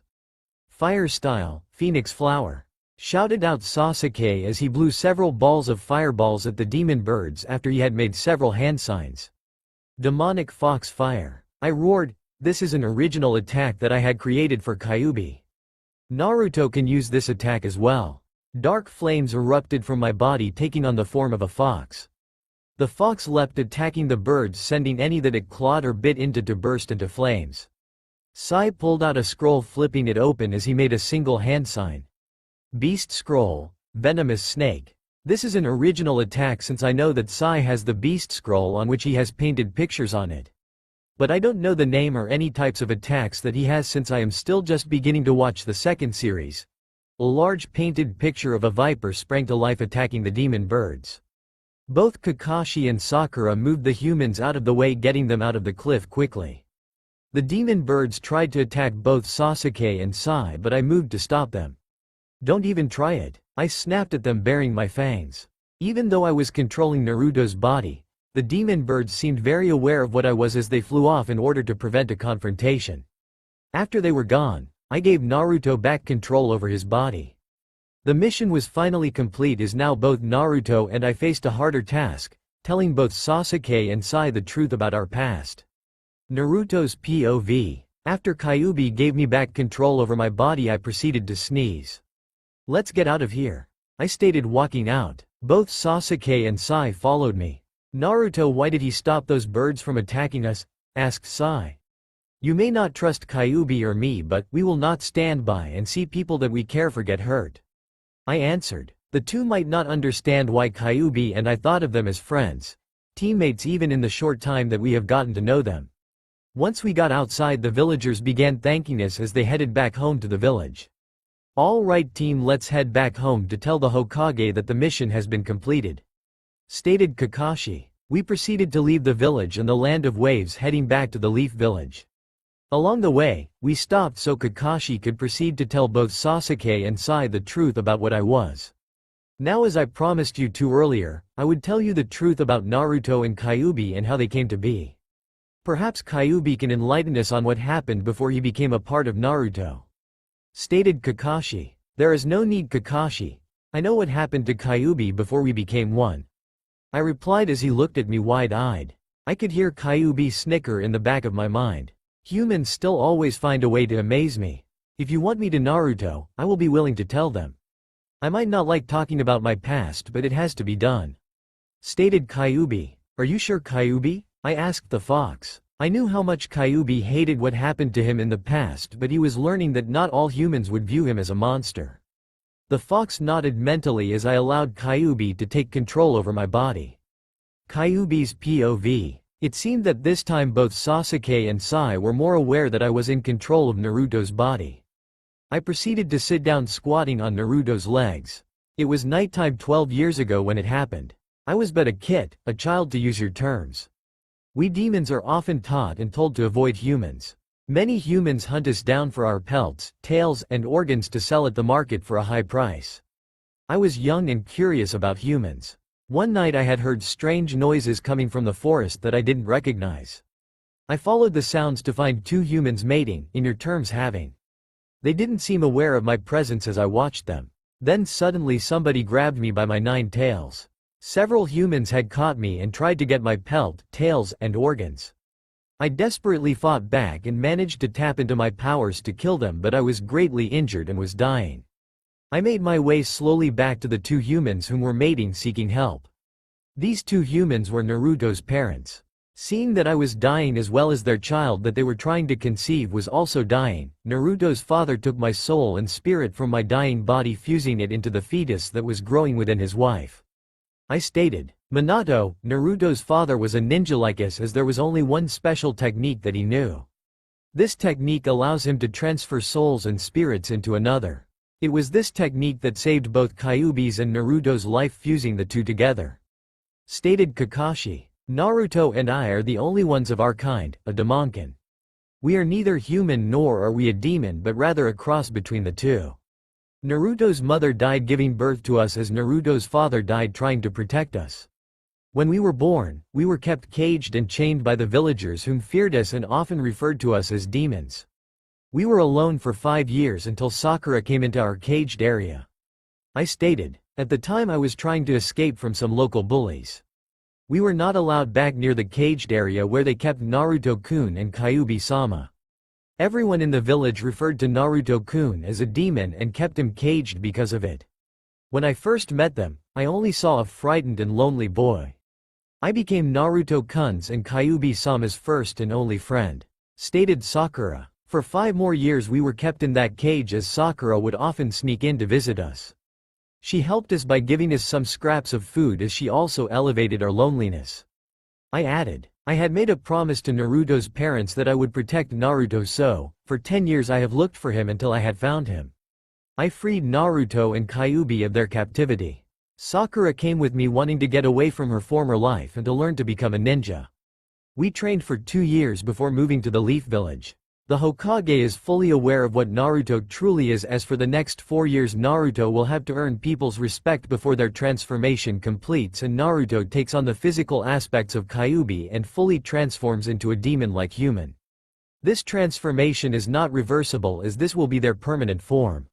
Stated Kakashi. The forms you have seen Naruto take because of my powers isn't anywhere close to our true form. Our true form will not awaken until Naruto's 16th birthday. I added. As you have no doubt noticed, there is a major difference between Naruto and Kyuubi. Not only in voice but also in mannerisms. Stated Sakura. Naruto and I can hear and see everything no matter who's in control, but only Naruto and I can hear each other when one of us is in control. We can also communicate to each other in the same manner. Both Naruto and I are trusting you two with this secret, seeing how you are a part of this team.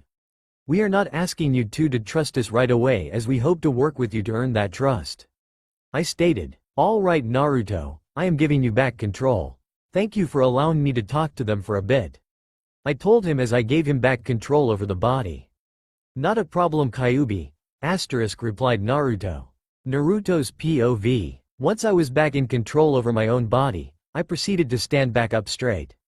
Naruto, doesn't that tire you out? Asked Sai as I stretched out my body. I shook my head no. Not at all. Kyuubi and I are used to switching control. But only one of us can control the body at a time. I replied. Are you sure it's all right to trust us so openly with your secret Naruto? How do you know that we won't betray you? Asked Sasuke. I don't know if you will, but we can't live life without trusting. It was like that when we first met Sakura. Slowly we have been able to open up and learn to trust humans. I still view myself as a human, as I have human emotions and feelings, but I am also a demon capable of destructive power if I let it run unchecked. I walk between two different worlds, but I don't belong in either. Kyuubi and I are not one to stand by and see humans get hurt when we have the power to stop it. I told them honestly. Nevertheless, we will have to work on our teamwork and our techniques. We will do that after a good night's rest.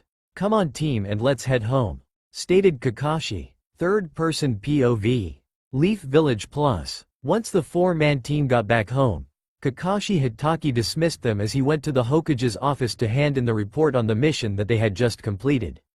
He told both Naruto and Kyuubi that he had to report of what happened concerning them. Both understood his reasons, as they knew that the Hokage might be concerned about what happened. But the two knew that Kakashi would explain why it happened and that things would be all right. Naruto's stomach roared loudly, causing Sakura to laugh as he blushed lightly. Come on Naruto-kun, let's go and get something to eat. Stated Sakura. Sakura, Naruto, I might be late getting back, so don't stay up late as we have an early start tomorrow. Stated Kakashi. Both Sakura and Naruto had no family here within the village, so Kakashi arranged for both to stay with him. Hi, yes, both replied as Sakura and Naruto before they took off. Be sure that you're both at the training grounds at dawn tomorrow. Kakashi told both Sasuke and Sai before he took off. Both Sasuke and Sai walked around the village thinking over what they have learned about Naruto and Kyuubi. So what do you think about this? I mean, we have been at war with the demons as far back as I can remember.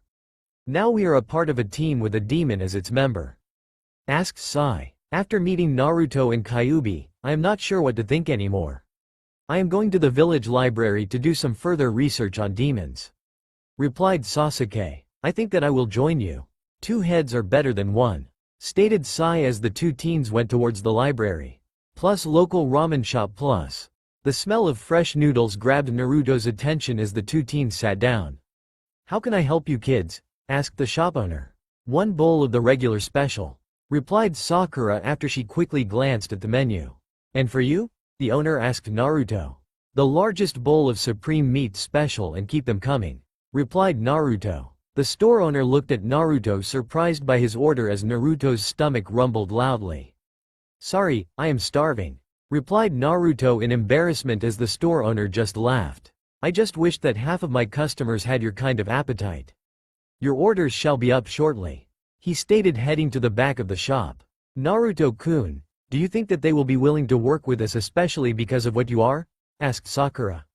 The owner brought out their orders as Naruto dug into his order, devouring the bowl of ramen quickly as he requested more. To tell you the truth, Sakura, I am not sure. It is a lot to take in considering everything. I know that demons and humans hate each other and that they are at war with one another. I would like to see peace between the two races, replied Naruto. So would I, Naruto, replied Kyuubi. The owner brought another bowl for Naruto as he downed it as quickly as the first, requesting more after he was done. I have never seen anyone eat so much. You weren't kidding when you said that you were hungry, stated the owner before he went into the back. Sakura burst out laughing as she knew full well the reason to why Naruto was hungry.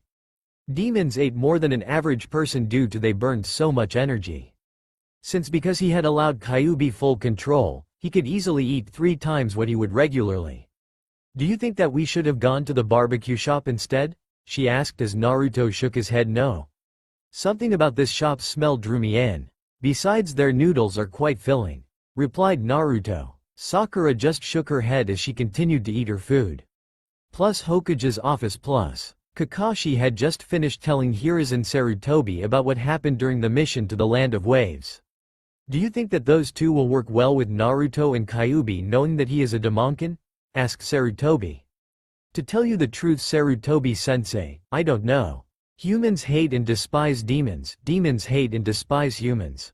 Those two are caught in the middle, neither accepted by any of the races that they are a part of. Both of them had a rough time growing up as they have a long and painful journey ahead of them, replied Kakashi. This is only a small test of what is about to happen when they fully transform. Let's hope that those two will be willing to work with Naruto and Kyuubi.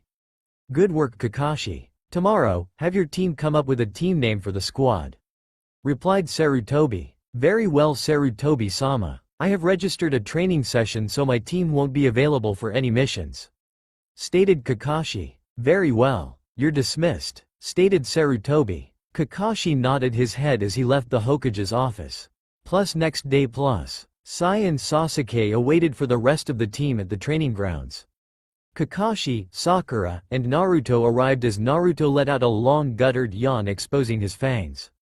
Good morning, Sasuke and Sai.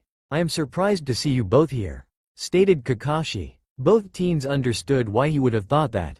Does this mean that you're both willing to work with Naruto-kun and Kyuubi-sama? Asked Sakura in hopes that maybe perhaps the two would become allies to both Naruto and Kyuubi. We did a little research afterwards, getting as much information about demons as we could. We talked for a while after we had learned everything. Granted, there is a war going on between humans and demons. We can't despise Naruto and Kyuubi for being what they are. But we have a quick question for Naruto. Both Sasuke and Sai stated. Naruto looked at the two knowing what they were going to ask. If it's about the war, I would like to see it end and to have peace between the two. Neither Kyuubi or I have a side as we care for both races, seeing how we are a part of both of them.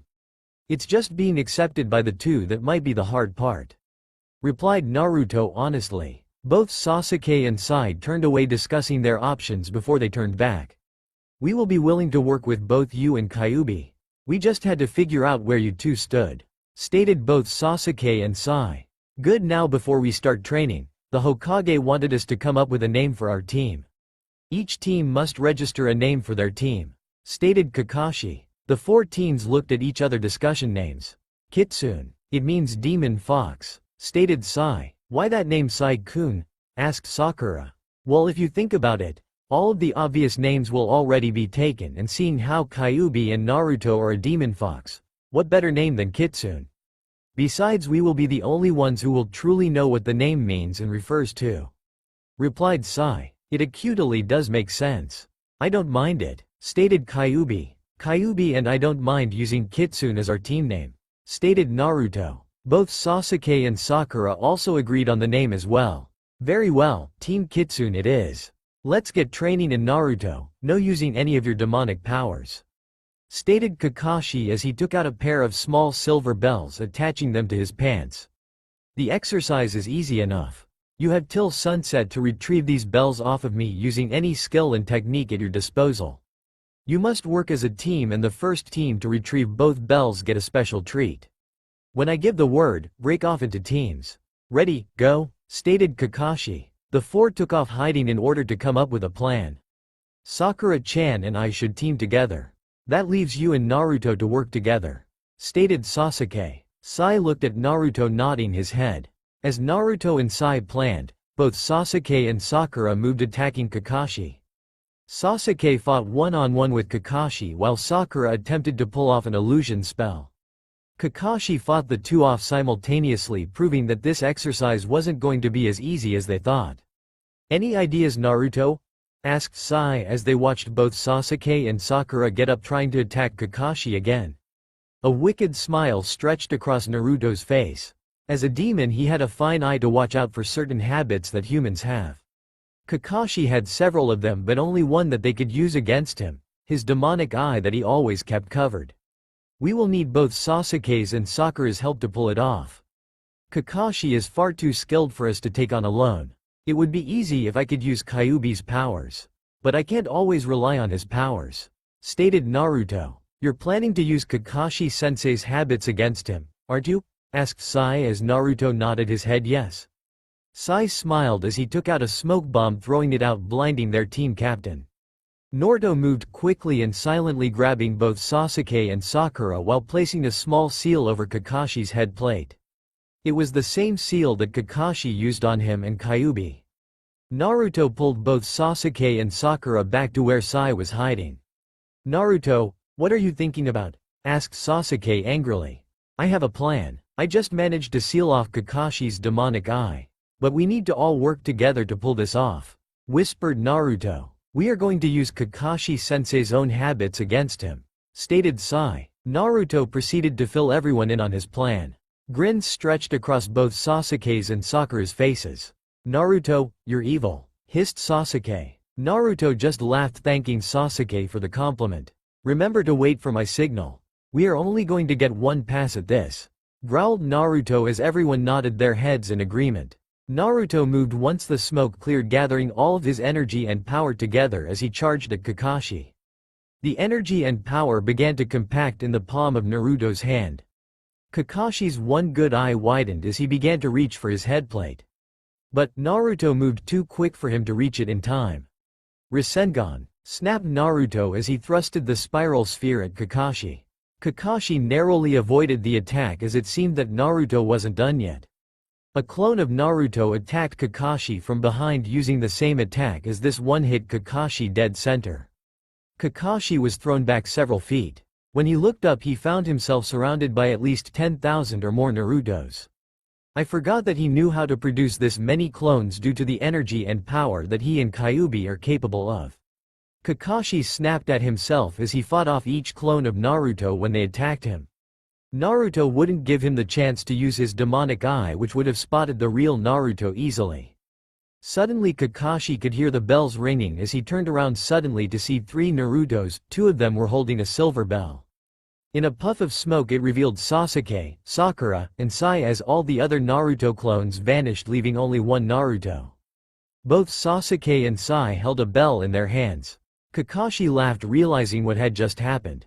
Several of those Narutos were actually Sai, Sasuke, and Sakura.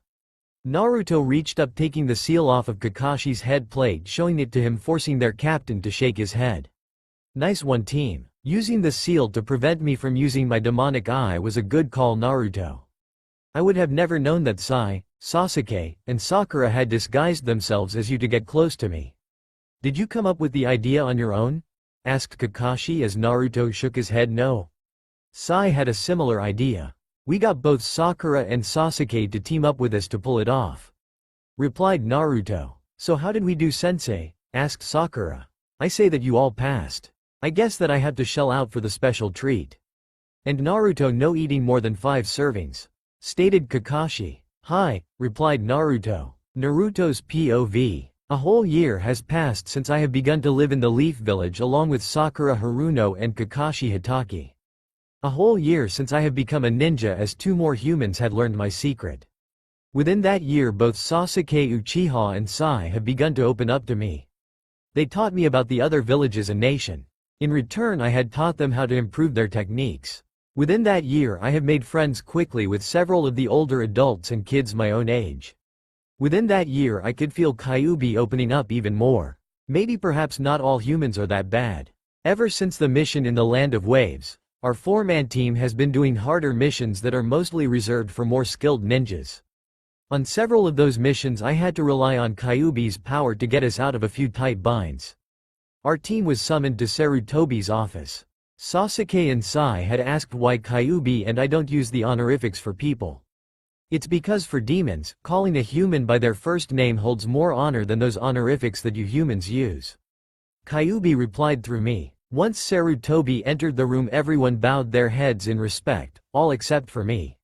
I had my own way of showing respect. As you were. Team Kitsune, this next mission is of utmost importance.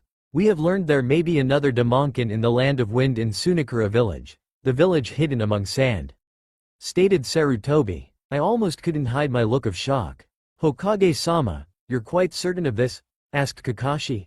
Not entirely. This is why I need your team to check it out. Naruto and Kyuubi will be able to tell if they are or not. Stated Sarutobi. I will also be having an Anbu member join you. Saruto stated as he allowed a masked ninja to enter the room.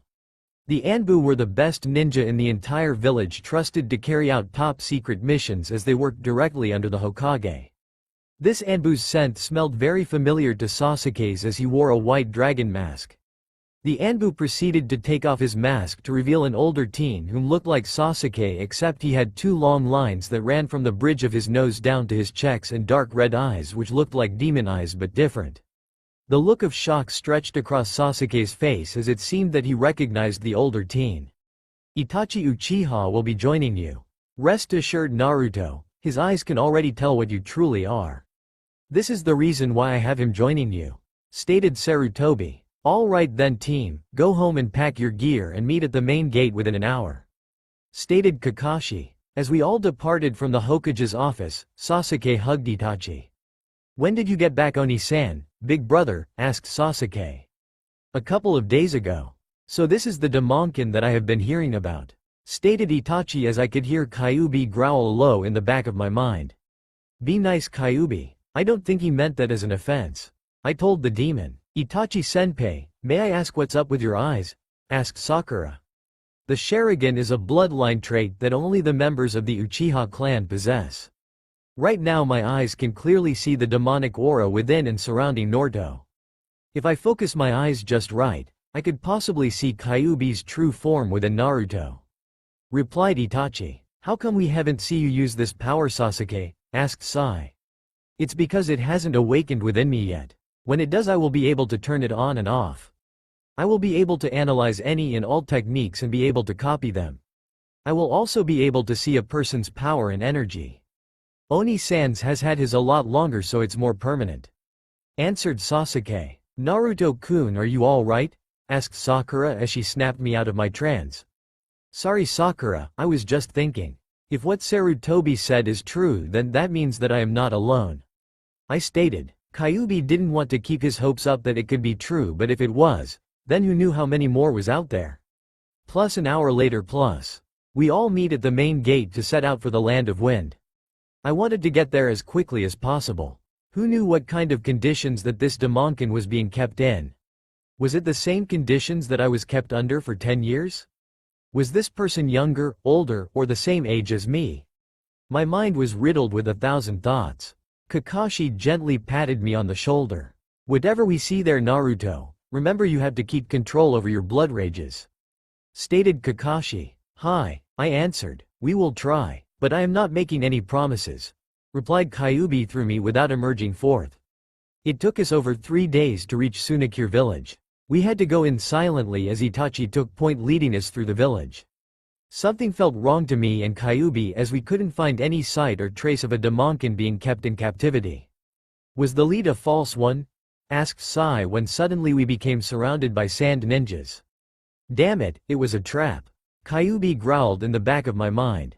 The leader of the sand held a long chained leash with a red-headed boy close to my own age at the end wearing a spiked collar. The boy was wearing a pair of ragged clothes as he had a dark red kanji symbol on his forehead for the word love. Look what we got here. It seems our little rumor has gotten out about our little Biju, the name used in the series for the hosts of the tailed beasts. Unfortunately, we can't allow you to destroy or even have our weapon. Stated the leader. Through Kyuubi's enhanced senses he could smell raccoon and sand coming from the red-headed boy. "Itachi, what do you see about that boy?" I whispered as it felt like Kyuubi knew him, rather not him but perhaps the demon within him. "His aura is a bit like yours but much different. It's like his beast's power is coming from one spot in his body where yours is coming from everywhere," replied Itachi. "Kill them, Shukaku, and don't disappoint me, Gaara," stated the leader as he undid the leash that held the boy. "It can't be him. What did they do to him?" asked Kyuubi when he heard the names of the boy. "Who Kyuubi?" I asked as the boy willed the sand to move without uttering a single word. "There is only one raccoon demon who controls sand that I know of. Shukaku was a good friend of mine when we were kids. Naruto, give me control. I might be able to break through to him, at least the demon part of him," stated Kyuubi. "Remember, Kyuubi, to curb your rages," I told him mentally as I allowed the fox to take control over my body. Kyuubi's POV. Once I was in control over Naruto's body, my main attention was on the boy. Everyone on the team noticed that I was in control, not Naruto. I moved to intercept the boy's attack. "Leave me to deal with him. You guys take care of the ninjas," I snapped. The sand moved like a whip as I surrounded myself with fire to create a shield.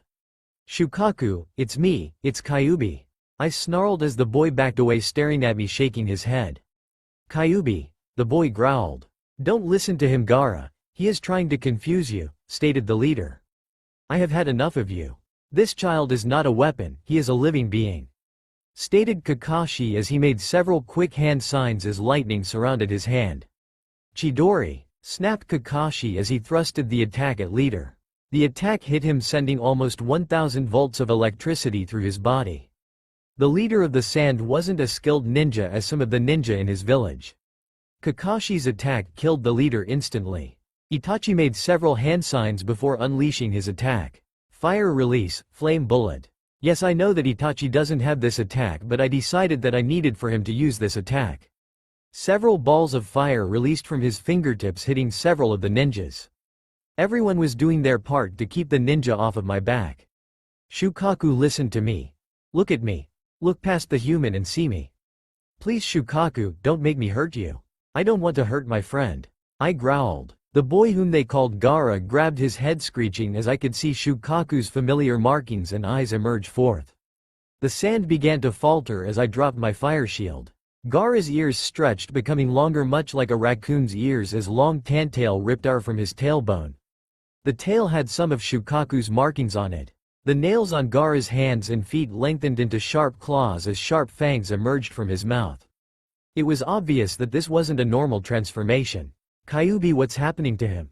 Naruto asked me. "I don't know, Naruto. But whatever Shukaku has become, it isn't a Damonkin like us. It's something else," I answered as Shukaku and Gaara finally stopped transforming. Gaara collapsed onto his hands and knees, panting. I slowly walked up to him, cradling his head close to my body as I knelt down by his side. "Kyuubi," he asked weakly. "It's all right, Shukaku, I am here," I replied, trying to hold back my own tears as I glared at the remaining villagers, letting out a low, threatening snarl. "What did you do to them?" I snapped at them. "He is a Jinchuriki, the ultimate weapon. A demonic human that's more demon than human. We have brainwashed him to be the ultimate killing machine. I guess some of his old memories are still there," replied one of the sand villagers. "No, it can't be true. Dear Lord. I am truly alone," I whimpered mentally. "You're not alone, Kyuubi. I am here, and somewhere in that boy is your friend. We will make him remember, Kyuubi," Naruto replied, but it still didn't stop me from crying tears of blood. Third Paran POV. After a while, Kyuubi calmed down as he stopped crying. Crying wouldn't help Shukaku no Gaara get over what the humans had done to him. Both Kakashi and Itachi felt it was best to bring Gaara back to the Leaf Village. Both Kyuubi and Naruto knew what this meant. It meant that they had to reveal what they are to the village and acknowledge that there could be other villages with Jinchuriki like Gaara, or something else that they have yet to encounter. Both Kakashi and Itachi mind wiped all of the remaining sand villagers except for Gaara. Kyuubi turned his attention to the collar around Gaara's neck. It had the same effect as the restraining seals that Kakashi used on him. "Shukaku no Gaara, listen to me. I am giving control back over to my human host. You can trust him. He will look after you. I trust him with my life since he and I are one." Do you understand? Asked Kyuubi. Gaara slowly shook his head yes as Kyuubi gave Naruto control over the body. Once Naruto was in control, he moved slowly to undo Gaara's collar. Gaara snarled sharply as Naruto stopped holding out his hands. Hush, it's all right Gaara. My name is Naruto. I am the one whom Kyuubi lives in. I will not hurt you. Naruto stated calmly and softly. Gaara cautiously sniffed at Naruto's hands before he allowed the teen to move closer. Naruto slowly removed the sealed collar, getting burned in the process. For creatures like us, we have to be careful around seals like this as they can hurt us more than anything. Naruto stated. Team Kitsune searched the Sand Village for scrolls and information about what they did to Gaara. After they had got everything, they left the Sand Village heading back to the Leaf Village. When the humans of Team Kitsune got close to Gaara, he snarled at them. Easy now Gaara, you can trust these humans. Both Kyuubi and I do. Stated Naruto before he turned to his teammates. Let him sniff you first. Hold out your hands straight in front of you and show no signs of aggressive behavior towards them. Naruto told them. Everyone did as Naruto told them as Gaara sniffed at them. He whimpered lightly, not sure what to think of humans. It's all right Gaara, I will work with you to help you. Stated Naruto, knowing that now Gaara faced many of the same trails that he did growing up. Finally Gaara collapsed, drained of energy, but his form never faltered. Naruto gently lifted Gaara onto his back. Let's go home, he stated. Plus Leaf Village plus. Naruto's POV. I waited on the cliff right behind Sarutobi's office. I had to bring Gaara in another way in order to not draw any attention to the creature that I had on my back. I awaited for Sai's signal that it was all right for me to go in. Naruto, you know that there is only one way to show them. Kyuubi growled in the back of my mind. I know Kyuubi. I know you don't want to do it this soon, but not only for Gaara and Shukaku. I am willing to do this. I told the fox. For the first time in ages, I had found myself deep within my mind coming face to face with my fox half. The huge reddish-orange fox with 9 tails stared at me through his all-red eyes. Naruto, I don't want to force the transformation this soon. Your body is nowhere ready for this. Stated Kyuubi. I walked up to the fox, petting him on his side. I am scared too. I replied as blood tears dripped down Kyuubi's muzzle. I won't do it Naruto. I am not going to loose you, whimpered Kyuubi. It was the first time in a long time that I have heard the sound of genuine concern from Kyuubi. Kyuubi, could it be that you're developing sentimental feelings for humans? I asked the fox. Could be, replied Kyuubi. All right Kyuubi, I will obey your commands this time. I replied, coming back to as I saw Sai's signal. Third person POV. Plus Hokage's office plus. Naruto entered the office with Gaara still on his back.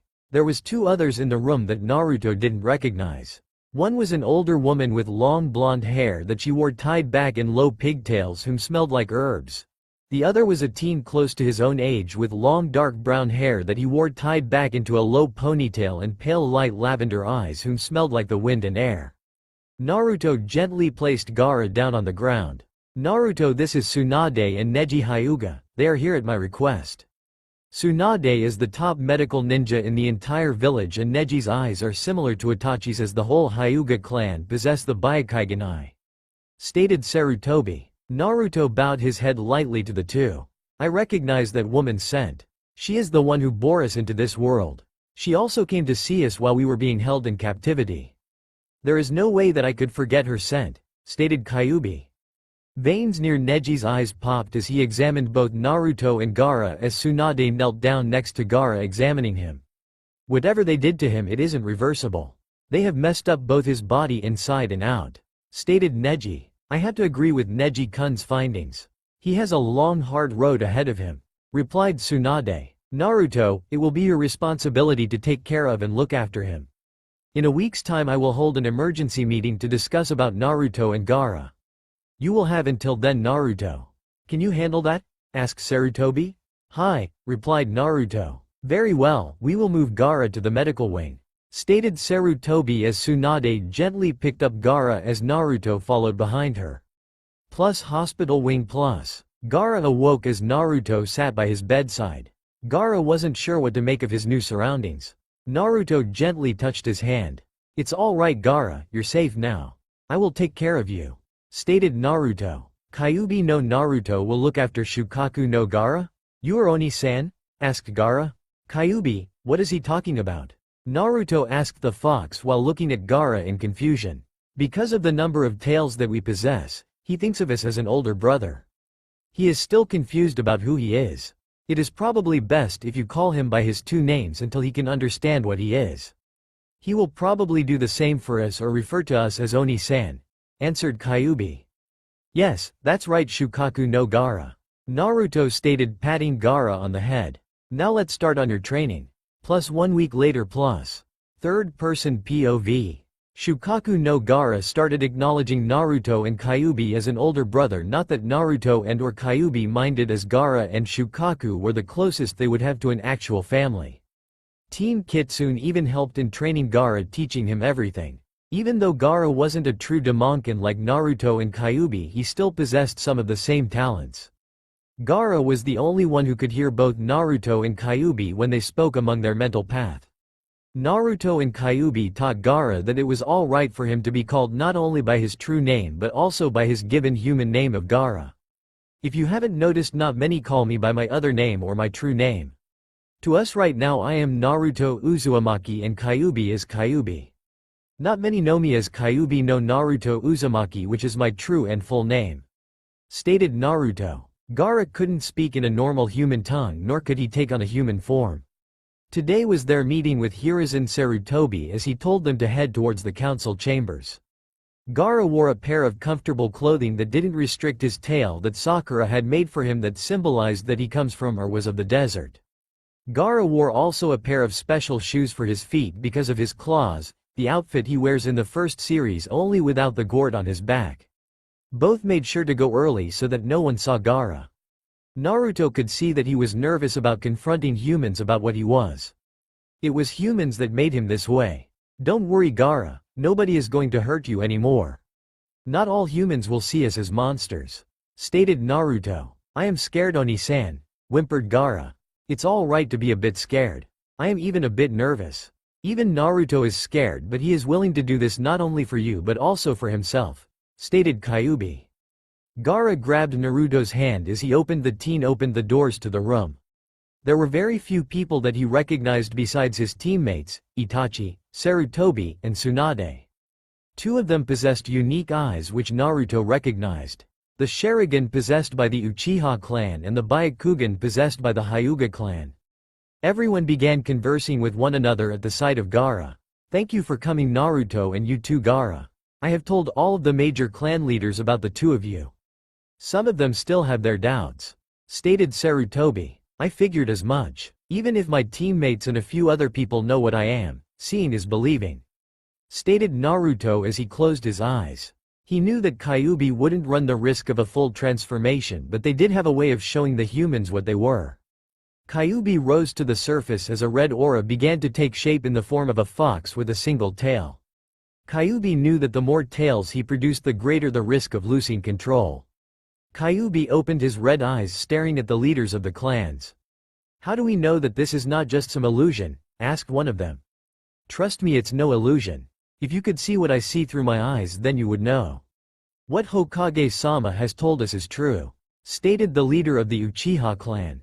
Besides, it's next to impossible for a child to cast an illusion of this level unless they have had a talent at a young age. This power feels too sinister to be an illusion. Besides, how do you plan to explain the one behind him? Asked a female with blood-red eyes. Gaara snarled sharply as he felt that these people had no right to judge him or his older brother. Gaara. Don't, snapped Kyuubi as Gaara's ears dropped back while his tail wrapped around his body. The only reason why we are doing this is for Gaara's sake. He can't control how he appears. We will be the same way when we turn 16 years old, as we will to undergo a transformation similar to Gaara's, snarled Kyuubi angrily as another tail manifested itself on Naruto's body. Both Kakashi and Itachi acted first as Kakashi slapped a restriction seal onto Naruto's forehead, causing the fox aura to dissipate while Itachi bound him. Naruto, control yourself, snapped Kakashi. Gaara whimpered as Sakura pulled him over towards where she, Sasuke, and Sai were standing. Kyuubi growled angrily as he was refusing to back down. You humans are to blame for what they did to Gaara. He had no choice in what they did to him. It didn't help us either when we were kept caged for 10 years. I was beginning to think that not all humans were bad, but I was wrong. Snarled Kyubi. You're right, some humans are like that. To us, demons are just as bloodthirsty and violent as we are. But it doesn't give us the excuse for not trying to understand what you and Gaara are going through. Stated a man as he entered the room. He clearly smelled like a toad as his long white hair looked like a porcupine. He managed to slap a stronger seal onto Naruto, causing Kyubi to vanish back with inside. Jiraiya. I take it that you have finally finished gathering your data. Stated Sarutobi. Jiraiya walked up to the Hokage, placing down 2 leather-bound books. One of those is my report about the demons, everything that I have seen firsthand. The second is Minato's personal journal about what he had done to save 2 lives, both his sons and the 9-tailed fox. Jiraiya stated, walking back over to Naruto, undoing the seal that he had placed on him. Naruto looked up at the man as something about him seemed familiar. Jiraiya messed up Naruto's hair as Kakashi and Itachi released the teen. It's been a while, hasn't it, Kit? I guess that I can't really call you that anymore. Stated Jiraiya. I thought that I recognized that smell. He hasn't changed. Stated Kyubi. You know him, Kyubi? Asked Naruto mentally. Yes, from before you and I became one. I would often see this man studying us demons. A couple of times I would get close enough to him, just trying to figure out what he was up to. He kind of befriended me while I was alive. I am sorry about earlier, Naruto. I didn't expect to get that angry, replied Kyubi. It's all right, Kyubi, nobody got hurt except for me. Naruto replied. Jiraiya, is it possible that there could be others like Naruto and Gaara out there? Asked one of the clan leaders. It could be possible. I have been noticing lately a decrease in demons, not through natural means. Either they are hiding or something else is happening to them. Then again, there are only a few of us who believe that demons and humans can live together. Answered Jiraiya. Naruto, what do you and Kyubi believe? Asked Sarutobi. We believe that it could be possible. We don't think that this is far from over. Something that village said about creating weapons. We don't like this feel of this. Somebody is clearly trying to alter demon and humans together to create these weapons. For what purpose, we don't know. Answered Naruto. So what say you all? Do we accept Naruto and Gaara knowing that they aren't human? Asked Sarutobi. The leaders talked among themselves after hearing and seeing everything firsthand. After a while they turned back to the Hokage. Hokage-sama, after everything, we can't just turn a blind eye to this. Nobody should have to go through this. Both Naruto and Gaara are more than welcome to remain here, seeing how they have done nothing to show us otherwise. Stated one of the clan leaders. All of the members of Team Kitsune cheered happily. Very well then. Gaara, I have already placed you upon a team, but you will continue to live with Kakashi and Naruto. I will introduce you to your team tomorrow, if that is all right, stated Sarutobi as Gaara nodded his head yes. All right then, everyone is dismissed. Stated Sarutobi. Everyone departed as Naruto wondered how everyone else would react to the truth. Plus several years later plus. Naruto's POV. I was now looking at my 15th year. I had one more year before I officially transformed. The villagers had treated me no differently than before, as they even accepted Gaara for what he was. Gaara had been assigned to team defenders with Captain Asuma Sarutobi, whom had no relations to the Hokage. Along with Choji Akamichi, Shikamaru Nara, and Ino Yamanaka, his talents with sand proved useful as both an offense and defense. Gaara wore a headplate that symbolized that he hailed from the Sand and not the Leaf Village. Even though he wasn't a native of the village, nobody seemed to mind. Even though we were demons or had demons within us, it didn't mean that we weren't capable of human feelings. Gaara stated, showing some of his human emotions, but it was harder for him to decipher which feelings were which. I had to even admit that for a Jinchuriki, he had it as bad as me. As I was walking around the village, I got pounced on from behind. A large tongue slobbered my face. All right, Akamaru. Stop it, that tickles. I laughed as the large dog's cold nose touched my skin. Kiba, call him off of us. I laughed. Come on, Naruto, he only wants to play with Kyubi. He plays a little too rough with the other dogs. Only you and Kyubi can play with him on equal grounds. Replied Kiba, laughing at my predicament. Suddenly a streak of dark brown tackled Akamaru off of me. We aren't the only ones. I stated, rising to my feet. Gaara sat on top of Akamaru, scratching the dog's rough spot, causing him to whimper in pleasure. Even though Gaara was a raccoon and me being a fox which most dogs hunted for sport, none of the dogs that lived in the Leaf Village hunted us. We made suitable training partners for the dogs. What say you, Gaara? Are you up for a little game of tag? Asked Kyubi. Gaara looked up at us through his black and gold eyes. Dark violet lines, swirls, and dots lined his face. Gaara looked more like a half-breed of a demon rather than a full one. His power almost rivaled my own when enraged. Can we Oni-san? Gaara asked as he stopped scratching Akamaru. Akamaru turned the tables on the Jinchuriki, pinning him the ground, which caused Kiba and me to burst out laughing. Gaara even laughed a bit. It was nice to see Gaara like this. Suddenly the three of us could sense that something was wrong. Akamaru's fur and Gaara's tail stiffened. I could smell a strong smell of snake, demon snake to be precise. That's when it hit. A large demon snake arose from the ground, scattering people everywhere. Damn, the village is under attack. That's no ordinary demon snake. That happens to be Orochimaru. Our first task should be saving everyone, snapped Kyubi. Kiba, go and warn the village and Sarutobi about the attack. Gaara and I will keep Orochimaru back as long as possible. I snarled at Kiba. The boy leapt onto Akamaru's back, taking off. Third-person POV. Both Gaara and Naruto used every bit of their demonic power to keep Orochimaru at bay with limited success. Even with their powers, they didn't stand a chance against the full demon. Dark laughter erupted from Orochimaru. There you two are. You're the ones that the Leaf Village is protecting. Humans with the powers of demons. Humans and demons will never live together in peace. I shall set an example to these humans and the two of you, snarled Orochimaru. Gaara snarled sharply as he had begun to fully transform into his full beast form. Gaara, Shukaku, don't. He's far too strong, roared Kyubi, but it was too late as anger and rage burned within Gaara. The demon serpent struck the raccoon, sending him flying as he called for more snakes to attack the village.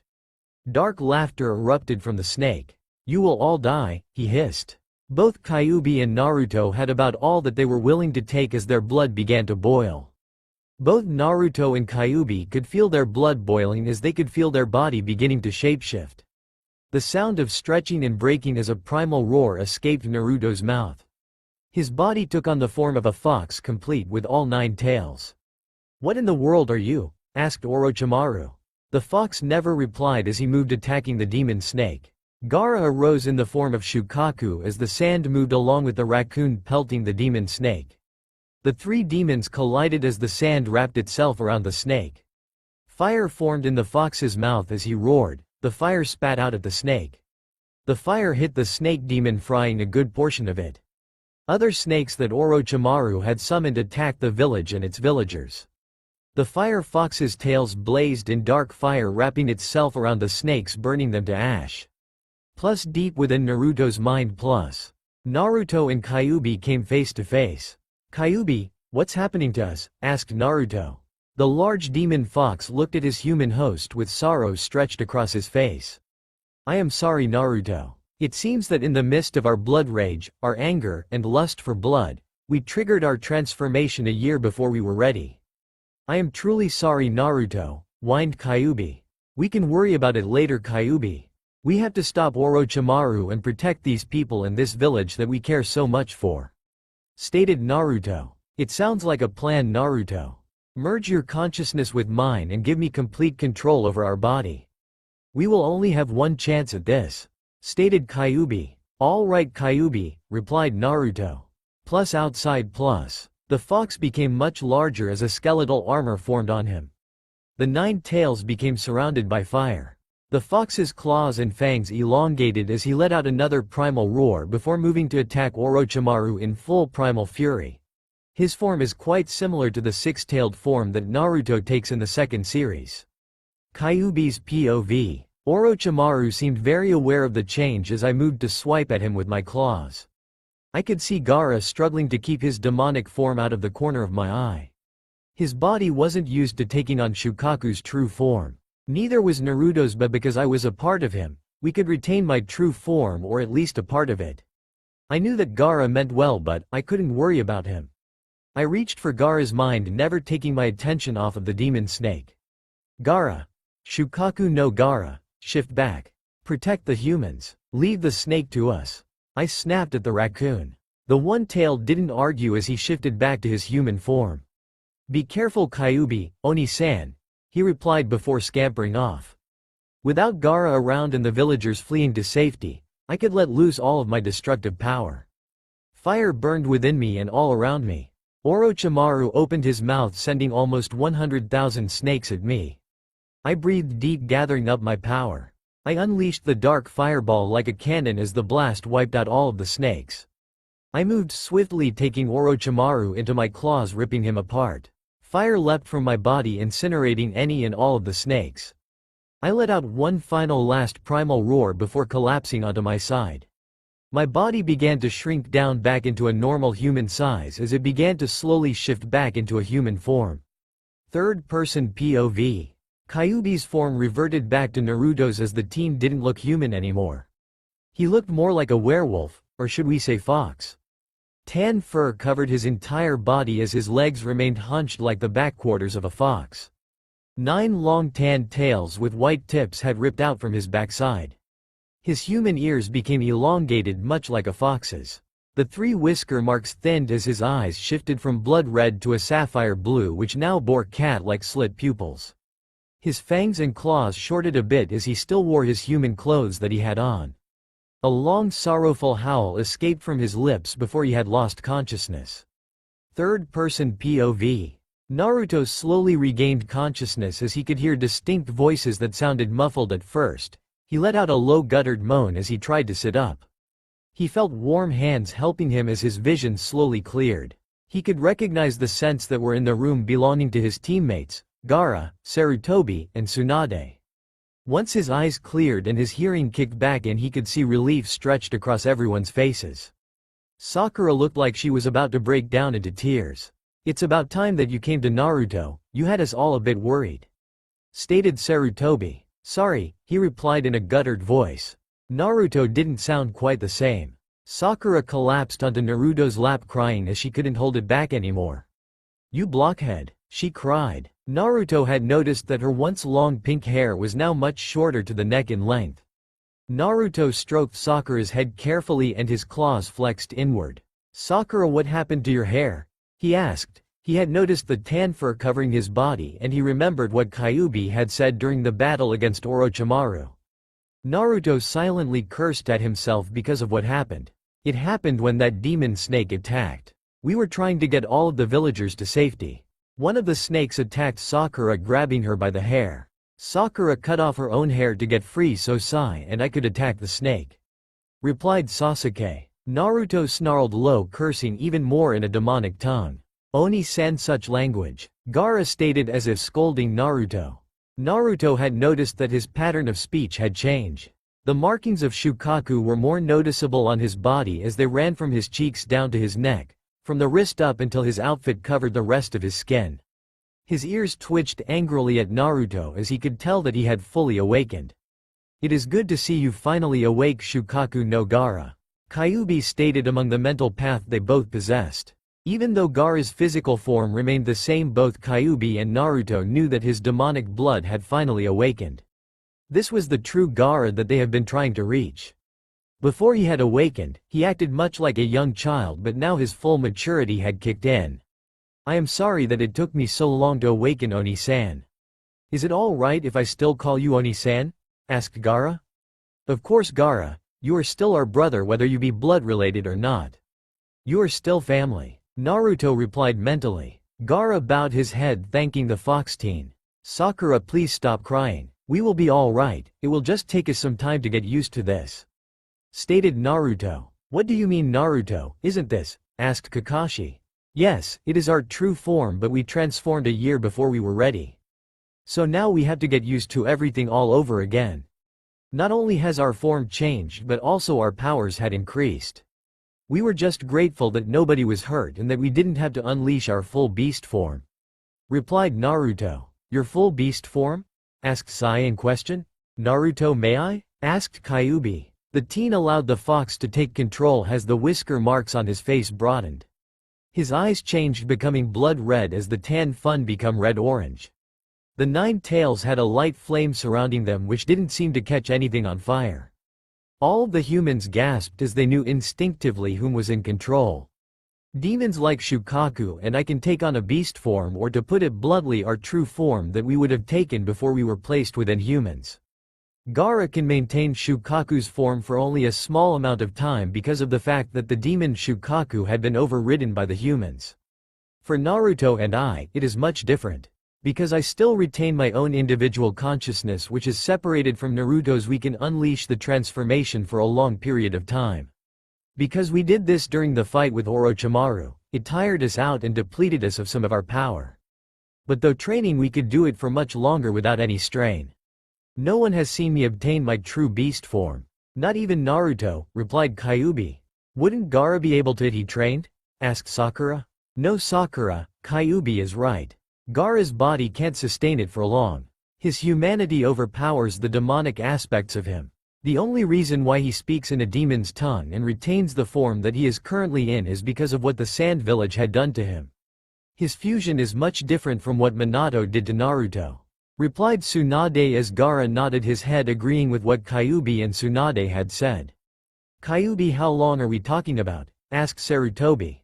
We're not sure. Once our power fully returns we can begin training, stated Kyuubi. Would it be all right if I have Jiraiya help you?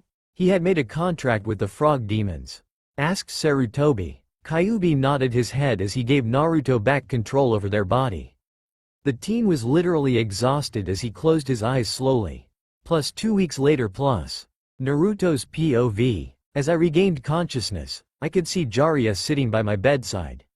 Good afternoon, kid. He stated briefly, looking up from his book. How long have I been out?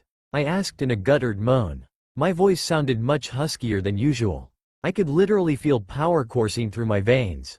Since the battle against Orochimaru, 1 month. Since you briefly regained consciousness, 2 weeks.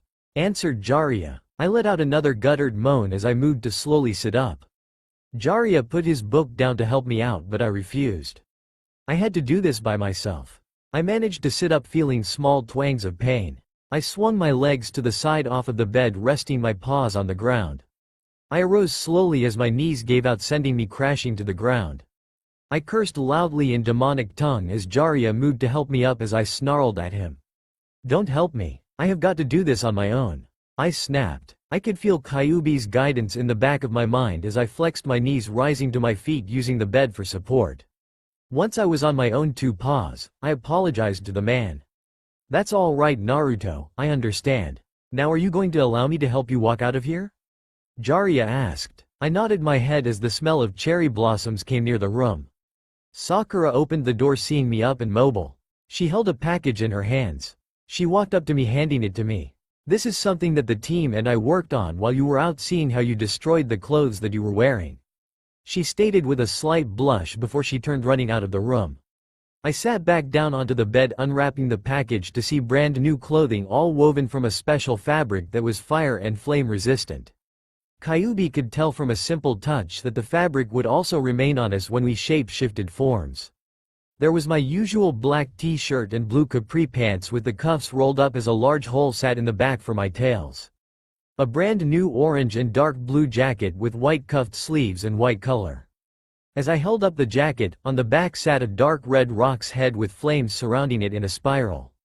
On one of the sleeves sat the black kanji script for the number 9, and on the opposing sleeve in kanji script was the word for fire.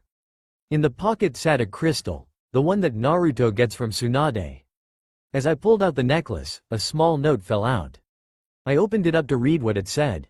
Naruto, this necklace used to belong to your mother Kushina. I have been waiting for the right time to hand it to you, as it was her final wish. Hope you enjoy these items that we had put together for you.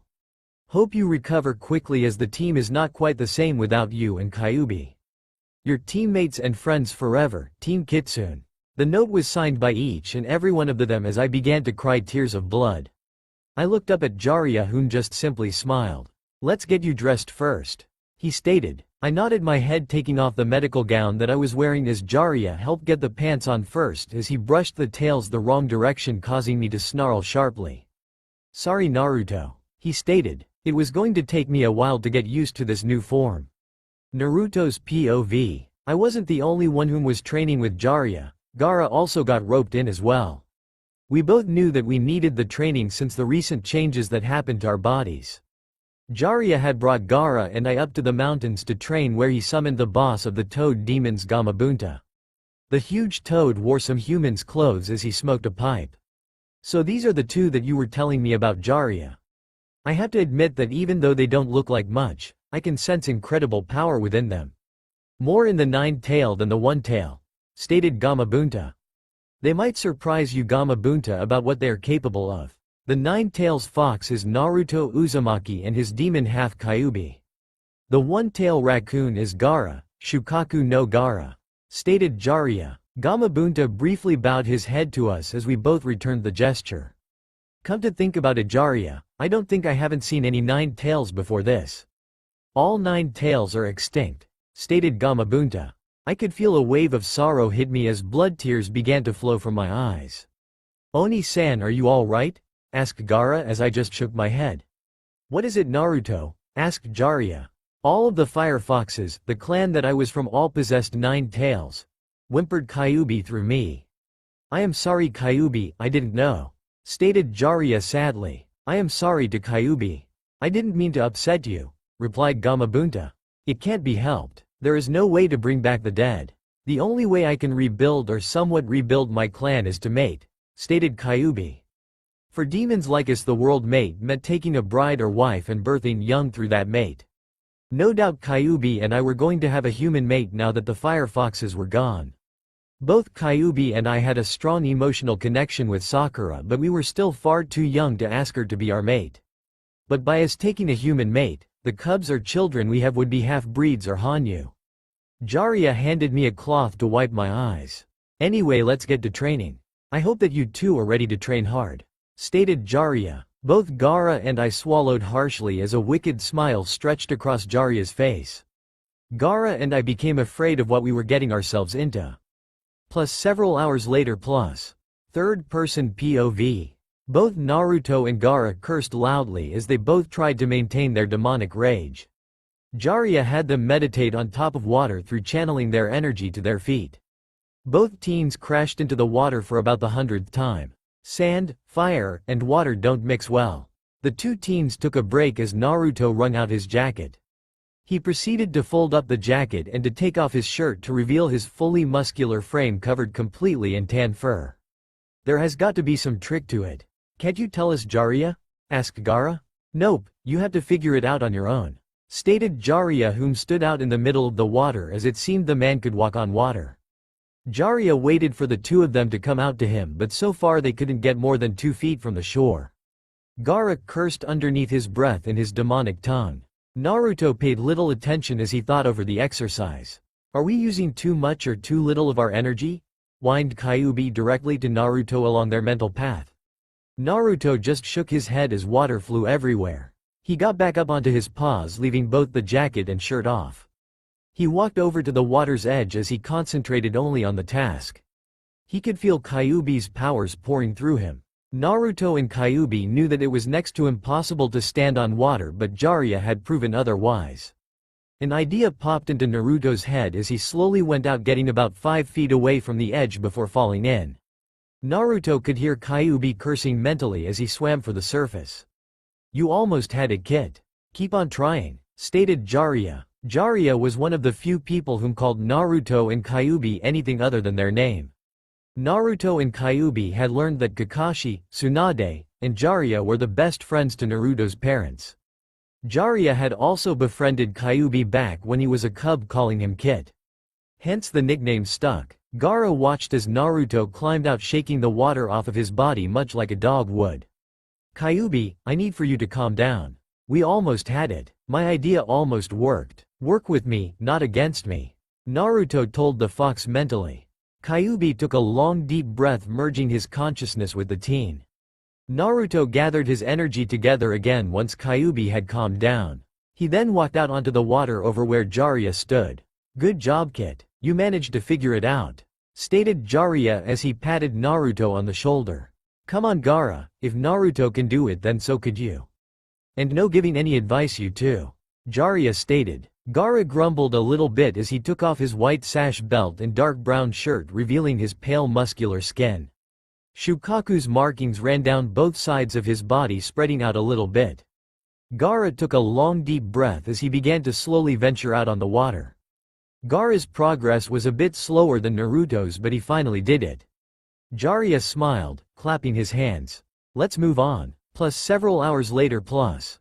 Both teens panted, drenched to the bone as they shivered on the shoreline, visibly chilled as they sat close to a large roaring fire that Jiraiya had built. Jiraiya stood there as he tended to the fire. Rest up while you can, you two. We will begin again tomorrow. And continue until you two can fully control your demonic rage and anger without needing any of the restraining seals. I know it's gonna be harder for you, kid, but it will help you in the long run, stated Jiraiya as both boys moaned softly. Plus 1 year later plus. Naruto's POV. It has been a whole year since Gaara and I had left the Leaf Village to begin our training with Jiraiya. Jiraiya worked with us to get to learn how to control some of demonic tendencies such as rage, anger, hatred, and lust for blood. Even though I could control it much better now than I could before, I was still at risk of losing control even with Kyuubi inside of me. Gaara wasn't at risk like I was, but the training helped him be able to fully tap into his beast form for several hours. Once I had turned 16, my powers finally fully stabilized.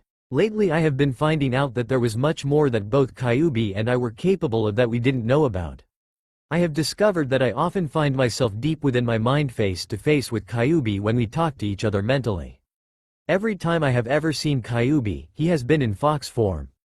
I have yet to see Kyuubi's true form, but, according to the fox, it is something that he doesn't want to unleash, not unless he really has to. A part of me was grateful that he hasn't done it. I could strongly feel Kyuubi's powers and resonance with me. It feels weird as our bodies are instinct even without us merging our consciousness. At times Kyuubi and I would merge our consciousness when we feel that separately we can't handle something. Our power is increased to its fullest potential when we merge our consciousness. Gaara, Jiraiya, and I entered the Leaf Village not finding that much had changed. I am to report to the Hokage that we have returned back. I suggest that you two go report back to your teams, stated Jiraiya. Both of us nodded our heads as we watched him leave. Both Gaara and I breathed a long sigh of relief. Hopefully the worst it is behind us. Oni-san, may I ask you a personal question? Asked Gaara. Sure, what is it, Gaara? I asked him. Gaara played with his tail, avoiding looking at me. Human girls. Lately I have been feeling this odd attraction to a certain one, replied Gaara nervously. Which human, Gaara? Asked Kyuubi mentally along our mental path. The one on Team Warriors. Gaara replied. Just before we had left with Jiraiya, a new member had been added to Team Warriors. Team Warriors was headed by Captain Mike Guy, who, if you ask me, he seems a little too energetic. Rock Lee, whom looks like the spitting image of the captain, he is the only member of the whom hold no special power. Neji Hyuga of the Hyuga clan, whom had the powerful Byakugan eyes. And Tenten, whom was skilled with every form of weapon known to man. The new girl was an orphan from a destroyed village of Kirigakure in the Land of Water, or also known as the village hidden in the mist. Team Warriors had found her during a mission through the village. Haku, yes, I know that he is a boy, but once again I had changed him to be a girl, possessed a unique bloodline ability. Mike Guy decided that the girl should come and live in the Leaf Village. Haku become a ninja as she wears the head plate with the symbol of the mist on it. Both Kyuubi and I were amazed that the Leaf Village would open their hearts and their homes to not only demons but also to humans whom weren't native to their village. You have feelings for Haku, don't you? Asked Kyuubi as Gaara nodded his head yes. To tell you the truth, Gaara, I can't even admit how I feel towards the one that we care for. I think all Sakura sees us is as a friend, even though we care very much for her. Have you ever talked to Haku? I asked him as he shook his head no. I am afraid to. Gaara replied. Get to know her, talk to her. You can't avoid her because you're afraid. I have known Sakura for a very long time as we are friends, but hopefully this year I will let Sakura know how we feel for her. I told him. Well, good luck, I am off to find my team. See you later, Oni-san, stated Gaara as he went off in another direction. It was strange how Kyuubi and I could feel the same way towards the same person despite our separate consciousness. Third-person POV. Naruto wandered through the village until he had caught wind of a familiar scent. He smiled sharply, turning on his heel. "Hello Itachi," stated Naruto. "Naruto, you're back. How goes things?" asked Itachi, walking up to the fox boy. "About the same. You wouldn't happen to know where my team is, do you?" asked Naruto. "Team Kitsune should be training up at the summit. Something seems different about you, Naruto, and I am not talking about the fur," stated Itachi. Naruto raised his eyebrow, not realizing how he could seem different, but then he realized what Itachi was seeing through his Sharingan eyes as he just shrugged it off. "A lot can change over a year. Well, I am off to find my team. See you around, Itachi," stated Naruto as he took off, heading towards the summit. Plus Training Summit Plus. Team Kitsune had just finished their training exercise as Kakashi still held onto the silver bells. "Ain't so easy without Naruto and Kyuubi here. You three can't always rely on them to help you out. You have to become stronger," stated Kakashi. The three teens panted out of breath. Even with the three of them together, they couldn't get a good hold on the bells that were tied onto their captain's pants. Suddenly, without warning, Kakashi was thrown to the ground as the sound of silver bells ringing out. Everyone's eyes went wide as Naruto stood with the silver bells in hand. "Too easy, Kakashi. Maybe they should face against me first before they try to go against you," stated Naruto. "Naruto!" exclaimed Sakura, Sasuke, and Sai in unison as they went to tackle the fox teen.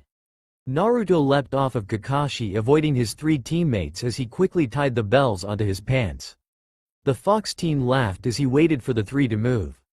"All right, Team Kitsune, new rules. The first one to get the bells from Naruto gets a special treat," stated Kakashi. The three teens smiled before they moved to attack Naruto. Plus 2 hours later, all four teens laid panting on the grass. Sasuke, Sakura, and Sai had their heads laying on one of Naruto's 9 tails.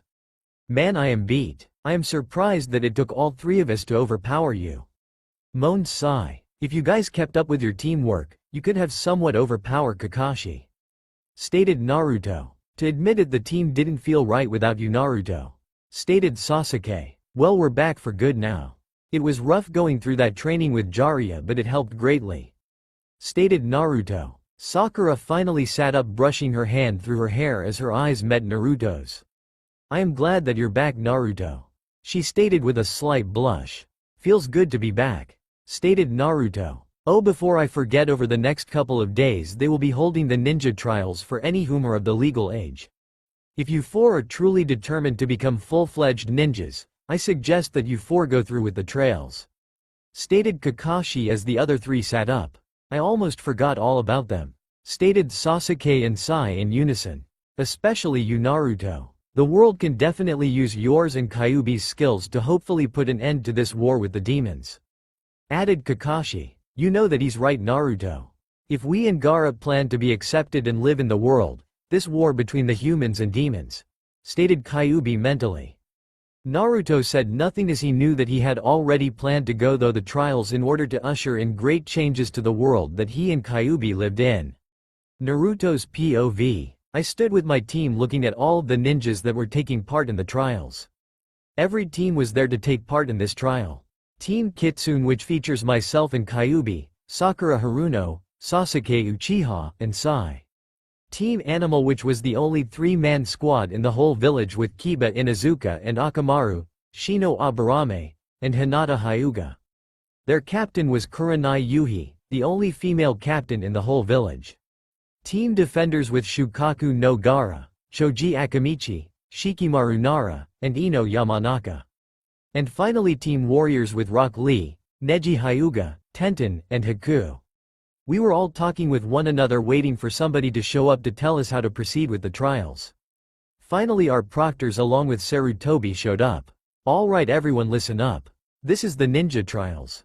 We will not be doing these trials as a team but rather individually. I am one of your proctors, Iruka Amino. The man next to me is Yamato, whom is the other proctor. You will have to fight one another in order to pass. We will draw names at random," stated Iruka. "We all knew that meant that we would have a good chance to fight our teammates, friends, and family. First match will be Hinata Hyuga and Sakura Haruno," stated Yamato after drawing their names from out of a box. "And yes, I literally did this to pick out my fights." The two girls stepped forward, bowing to one another. Plus battles plus. Third person POV. Team Kitsune and Team Animal cheered for their teammates as Sakura and Hinata fought using her Byakugan eyes. Hinata could aim for Sakura's pressure points in order to seal her power.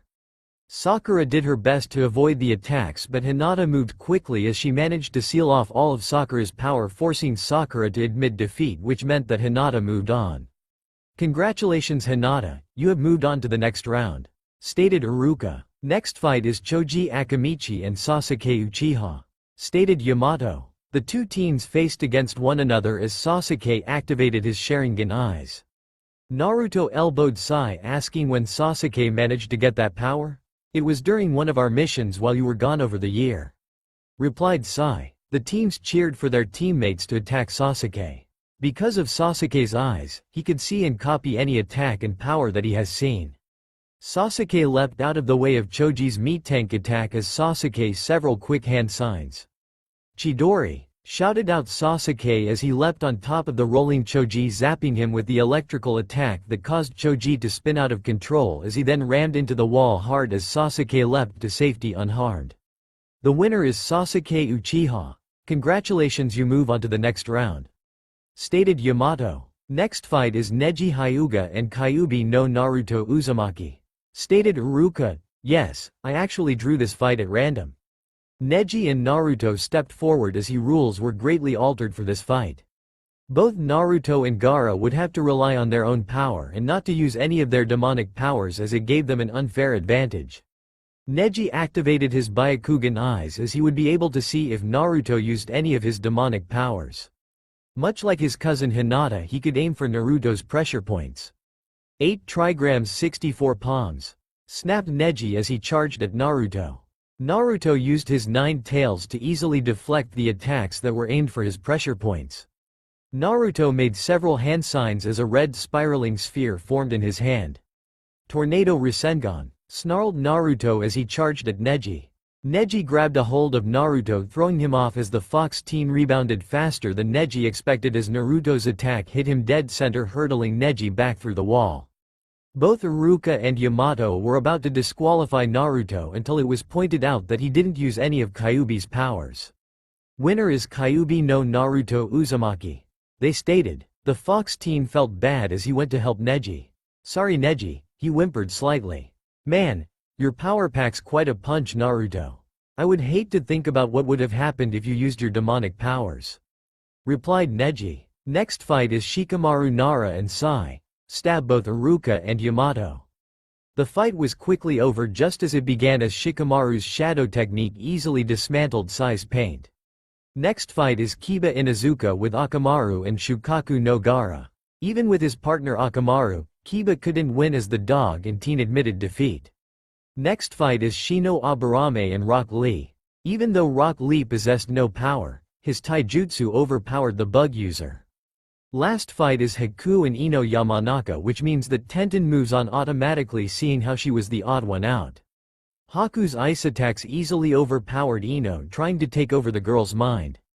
Congratulations to the 8 of you that have moved on. Only 4 of you will be able to take the role of elite ninjas, meaning that those of you who didn't pass the trail, it doesn't mean that you haven't become a ninja. We will continue tomorrow with the second part to the trails, stated Hiruzen Sarutobi. I could sense it strongly as Kyuubi could. The feeling of danger. Something bad was going to happen, we just knew it. I knew that Gaara could sense it too. It was almost apparent the way that our fur was standing up. Even my 9 tails had a little bit of Kyuubi's flame surrounding them. It was taking most of Gaara's restraint not to snap at somebody. I would never thought that I would hear myself say this, but thank God for Jiraiya's training. Without it we would be wearing restraining seals right about now. Sakura sat across me during breakfast, glancing up at me once in a while. Every now and then I would catch her blushing slightly. Naruto, are you seeing what I am seeing? Kyuubi asked me mentally. I am seeing it, I replied back. Well, talk to her and tell her how we feel, stated Kyuubi as the fox pushed me mentally. I let out a long sigh, rising to my feet. I walked over towards Sakura, breathing in her scent deeply. Sakura, can I talk to you in private? I asked her. Sakura nodded her head, rising to her feet. My heart pounded hard in my chest as Sakura followed me outside where we could talk in private. What is it, Naruto-kun? Asked Sakura. Well, for a while we have grown to really care for you, Sakura.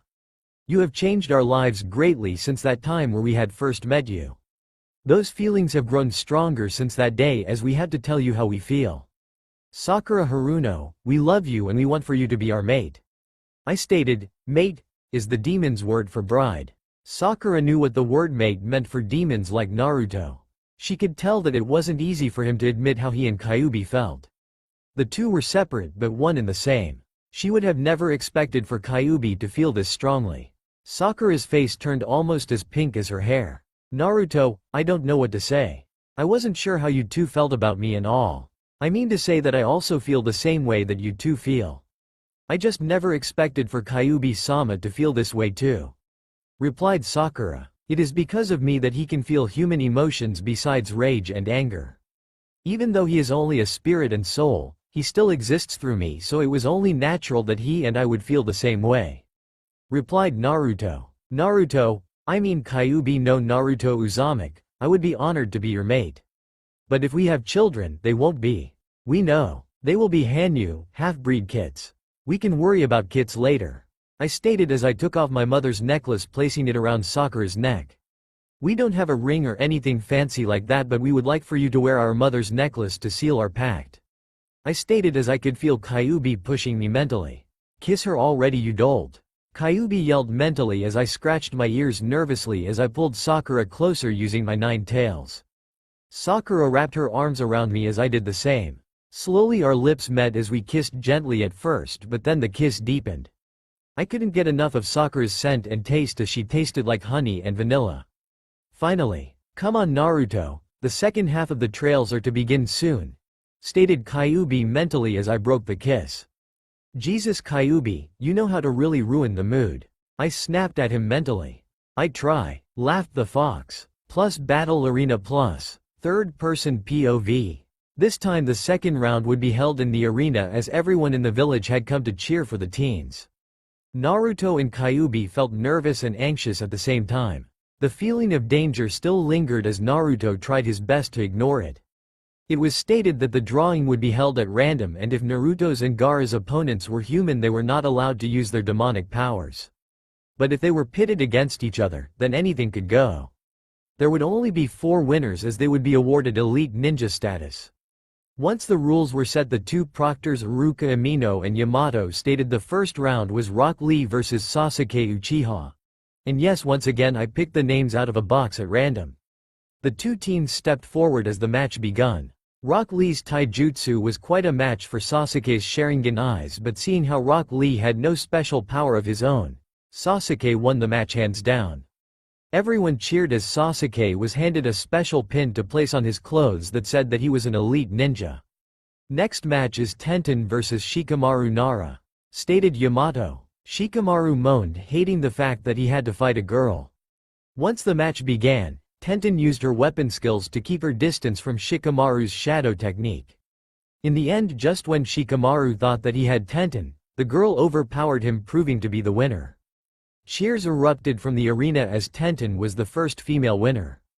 Next match is Hinata Hyuga vs Shikaku no Gaara, which means that the final match will be Kyuubi no Naruto Uzumaki vs Haku.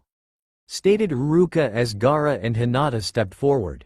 Gaara knew that he had to be careful because with Hinata's Byakugan eyes she could target his pressure points, sealing off his power, and without full use of his power, he would lose. The match began as Gaara used his sand trying to keep Hinata at a distance, but she kept charging and getting around Gaara's defenses. 8 trigrams 64 palms. Shouted out Hinata as all 64 hits connected, sealing off Gaara's power as the Jinchuriki admitted defeat. Everyone cheered as Hinata won her award while Gaara wished his brother luck. We can't lose this match Naruto, stated Kyuubi. I know. Haku's attacks are mostly ice, so our best bet is to use our fire. Thankfully I know of a few of them without having to call upon your power. Asterisk, replied Naruto mentally. Also be careful of her needles. Much like Neji and Hinata Hyuga, she can target our pressure points, replied the fox. Naruto said nothing as he understood while he stepped forward. The battle began as fire versus ice. Ice style, Sabama Blizzard. Snapped Haku. Fire cloak. Roared Naruto as a cloak of fire surrounded Naruto's body, taking on the shape and form of a fox. Most of the fire attacks that I will be using for this section will be completely original attacks that I have created for Naruto. Haku's blizzard stood no chance in freezing Naruto while he wore the fire cloak. Naruto made several hand signs as he moved. Fox Fire. Shippo's attack from Inuyasha. It seemed appropriate for Naruto and Kyuubi to use it. Several flames erupted from each of the 9 tips of his tails as he whipped them at Haku. Haku made several quick hand signs as she erected ice mirrors to shield her from the attack. Steam filled the arena as Haku threw her needles at Naruto. The fox teen easily dodged the needles. As Naruto moved, he gathered energy into the palms of his hands to form a spiraling sphere as fire combined with it. The feeling that Naruto and Kyuubi had been sensing had grown even stronger. Fire Rasengan, roared Naruto as his attacks smashed through Haku's ice mirrors, hitting the female teen. Haku had to admit defeat as she knew that she was no match for Naruto's fire. Before Naruto could claim his pin, a huge blast erupted from the village. Once the explosion hit, demons descended into the Leaf Village, attacking everyone. Defense positions. Get the non-combatants to safety, shouted out the Hokage. Everyone did as the Hokage instructed as they armed themselves. The demons attacked swiftly as they didn't care whom they killed. Shield of Sand, shouted out Gaara as he erected a shield made of sand to protect everyone. Even though he knew that these people were skilled ninja, he couldn't allow them to be hurt. I think that these demons are mostly after Oni-san and me. Everyone get out of here, snarled Gaara as he tried to control himself. He could feel his demon blood boiling. Suddenly Gaara's shield of sand was destroyed, sending sand flying everywhere. Gaara cursed to himself in his demonic tongue as he stood before the Hokage and the humans that remained. There you are. You are one of the abominations created by humans. This whole village should be destroyed to set an example to others. Humans and demons weren't meant to live together, snarled a two-tail monster cat. Human boulder, shouted out a voice as a large rolling person tried to mow down the cat. The cat leapt out of the way as Choji came to a stop before Gaara. That's where you're wrong. Even though Gaara may not look human and he isn't quite a demon either, he is a member of our team and we accept him and Naruto for what they are. Snapped Ino. What do you say, Gaara? Shall we show these demons the power of team defenders? Asked Shikamaru. Gaara could only nod his head as he was touched that his team had come to help him out. Plus elsewhere plus, Team Kitsune was helping non-combatants get to safety. Naruto could feel Gaara's anger and rage like it was his own. Careful, Naruto, these demons mean business as they are out to kill us and Gaara. They see us as abominations. They will kill everyone here just to set an example to other villages and humans, snarled Kyuubi mentally. Kyuubi, we can't leave Gaara to fend for himself, Naruto stated mentally. Don't worry, Naruto, his team is with him. Let's get some of these humans to safety, then we can go back and help them, replied Kyuubi. Plus main gate plus. Team warriors dispatched themselves to the main gate of the village to try to prevent other demons from entering. Out of the way, you miserable humans. We have business with those abominations you're protecting, snarled a four-tailed gorilla. Abominations? Asked Lee. I think it's referring to Naruto and Gaara. Anyway, we can't allow you to come any further. Naruto and Gaara may be only abominations to you, but to us they are members of this village and our friends, replied Neji. You honestly think that you humans can stop us? Laughed the gorilla. Ice prison, snapped Haku as a barrier of ice erected around the demon. I think that we stand a good chance, she replied. Plus the forest plus. Team Animal lead those who managed to escape safely through the woods. I don't like leaving everyone behind, stated Kiba as Akamaru whimpered that he agreed. We can go back once we get these people to safety. Not everyone in the village is a skilled ninja, stated Shino. Our priority shall be getting everyone to safety, then we can go back to give the other teams back up, stated Hinata as she silently hoped that they would have a home to go back to. Plus the arena plus. Protect the Hokage and the remaining people, snapped Shikamaru as he made a hand sign. Shadow possession. The teen snapped as he tried to catch the monster cat in his shadow. The cat easily avoided the attack. Large amounts of sand threatened to crush the cat. Sand tsunami, snarled Gaara as he couldn't hold himself back. This cat clearly meant business as he could feel its lust for blood. Get Sarutobi and the humans to safety. I can't hold back. Gaara snarled at his teammates as his markings grew more vibrant. Team defenders cursed to themselves as they did as Gaara instructed. Once everyone was away, Gaara let his power loose, transforming into his full bestial form. Shukaku had arisen once again as the raccoon and monster cat fought. The two demons were out for blood. Even though the two-tail was a full demon, the Jinchuriki wouldn't tolerate this demon threatening its friends, teammates, village, and family. Sand enclosed around the two-tail. Sand coffin, snarled Shukaku as the sand crushed the cat to death. Shukaku slammed the cat's body down to the ground as large amounts of sand covered the demon. Giant sand burrial, snarled Shukaku before he transformed back into Gaara's form, collapsing in exhaustion. Plus main gate plus 8 tigrams rotation, snapped Neji as he spun around, sending demons flying everywhere. Lee ran up to the gorilla, kicking him up into the air. Hidden lotus, snapped Lee as his bandages wrapped around the gorilla as the two spiraled down to the earth. Once Neji and Lee moved out of the way, Haku stepped forward, making several quick hand signs. Ice style, wolf fang avalance. She snapped, burying all of the demons under a mound of ice and snow. Let's hope that holds them, stated Tenten, plus elsewhere plus. A large explosion ripped from behind Team Kitsune as everyone was thrown to the side. A seven-tailed beetle appeared, glaring at them. When it saw Naruto, it sent an ultra-high-frequency wave of sound at the fox team, causing him to howl in pain. Fire style, fireball, snapped Sasuke as a large fireball tried to roast the beetle.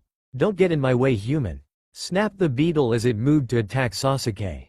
Super Beast Scroll, Bug Eater, snapped Sai as a painting that he did on the scroll came to life, attacking the beetle. Yes, Sai's attacks are of my own design, seeing how he only has the beast scroll attack and nothing else. Sai moved to help Sasuke as the painting tried to keep the beetle at bay. The beetle crushed the painting easily. Look out, shouted out Sakura as she moved to help her teammates. The beetle sent a large wave of sound at the three teens, sending their mangled bodies flying everywhere. Naruto's and Kyuubi's blood burned within them as they had seen enough. Kakashi, get them out of here and don't bother holding us back. Nobody attacks our home, our friends, our family, our teammates, and our mate and expects to get away with it, snarled Naruto and Kyuubi in a unified voice. The team captain didn't argue with the nine-tail as he grabbed everyone, getting them as far away as possible. He recognized that look in the Damonkin's eyes all too well. Be careful, Naruto and Kyuubi, he whispered. Once everyone was at a distance, Naruto and Kyuubi began to change. Anger, rage, and hatred burned as one as Naruto's body transformed into Kyuubi's fox form. The physical aspects were far different from when Naruto first transformed into Kyuubi. Dark red fur and fire covered Naruto's entire body as his nine tails became pure dark red flames. A bone armor covered some of his body as his eyes glowed all white with no visible irises and or pupils, very similar to the six-tail form that Naruto takes in the series. Kyuubi was in full control as he let out a loud, angry primal roar. Kyuubi's POV. Once Naruto's body had fully transformed into my full demonic form, I moved, attacking the seven-tail beetle. The beetle's eyes widened when it saw my true form.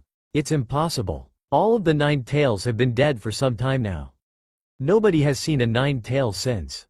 Just whom in the world are you? Asked the beetle. That's the least of your concern. I will not tolerate anyone attacking my teammates, village, friends, family, and mate. You have made a very fatal mistake of pissing me off. Fuuton. Rosin Fire Shuriken. I snapped as a large spiraling fire shuriken formed in my claws. All of Kyuubi's attacks for this section will be a mix of my own and or from the series. I stood upright on my hind legs, letting the attack loose. The beetle cursed as he tried to avoid the attack by flying up into the air. I made a quick hand sign as the shuriken moved following the beetle. Nice try, but I will not allow you to escape. I snarled angrily as my full rage had taken control. My form grew in size as my attack also grew as it managed to take one of the beetle's wings, sending the bug crashing to the ground. I dropped onto all the fours as I then ran, leaping on top of the bug. My elongated fangs bit into the bug's shoulder as my claws swiped at the beetle's legs. The beetle sent an ultra-frequency sound wave at me, causing me to howl in pain, which only proved to piss me off even further. I opened up my mouth as a fireball formed at the end of my mouth. Flame bullet. I snapped as I blew the fireball at the beetle as the fireball broke up into many fireballs. Several of the fireballs hit the beetle's hard shell. The beetle moved trying to attack me even though it was wounded. There is no way that I can accept that you, a mere abomination, can be a nine-tail lord. All of the great nine-tail fire foxes have been killed off by humans. Roared the beetle as it tried to swipe at me with its claws. A fire shield arose around my body burning the claw. Fox fire run. I snapped as fire in the form of a fox ran at the beetle leaving a trail of flames behind it. Third-person POV. Sakura came to as she saw Naruto had transformed into Kyuubi's form, but this form seemed much different than before as it seemed almost evil. Tears began to streak down her face as she couldn't watch as Naruto and Kyuubi destroyed the demon that they were fighting. Sakura ran towards the two demons leaving a trail of tears behind her. Only one guess which episode one was watching when I was writing this chapter. Sakura, wait, don't do it, yelled out Kakashi. Sakura didn't listen to her captain as she kept on running. Naruto. Kyuubi, stop, please don't do it. Sakura yelled out at the top of her lungs. When the seven-tail heard Kyuubi's name, it made no effort to dodge the attack. So that is whom you are. Forgive me for being blind to the truth. We were wrong to attack you, stated the beetle as it closes its eyes. Sakura ran in front of the beetle, tears streaking down her face. Kyuubi no Naruto Uzumaki, this isn't you. You aren't a killer. Didn't you want to end the war between the humans and demons? Sakura asked. Upon hearing their true name and seeing their mate standing before the beetle, snapped the demon fox back into consciousness as its anger dissipated. Without thinking twice, its nine tails moved swiping at the attack, destroying it. The nine tails whimpered as its body began to shrink down. The demon had put its own mate in danger as well as all of the humans that it was trying to protect. The demon fox could begin to feel its human consciousness stirring in the back of its mind. She is right, Kyuubi, this isn't us. We are not like them. Please stop, this isn't the way. Stated Naruto mentally. The demon fox whimpered as its body slowly began to transform back into Naruto's.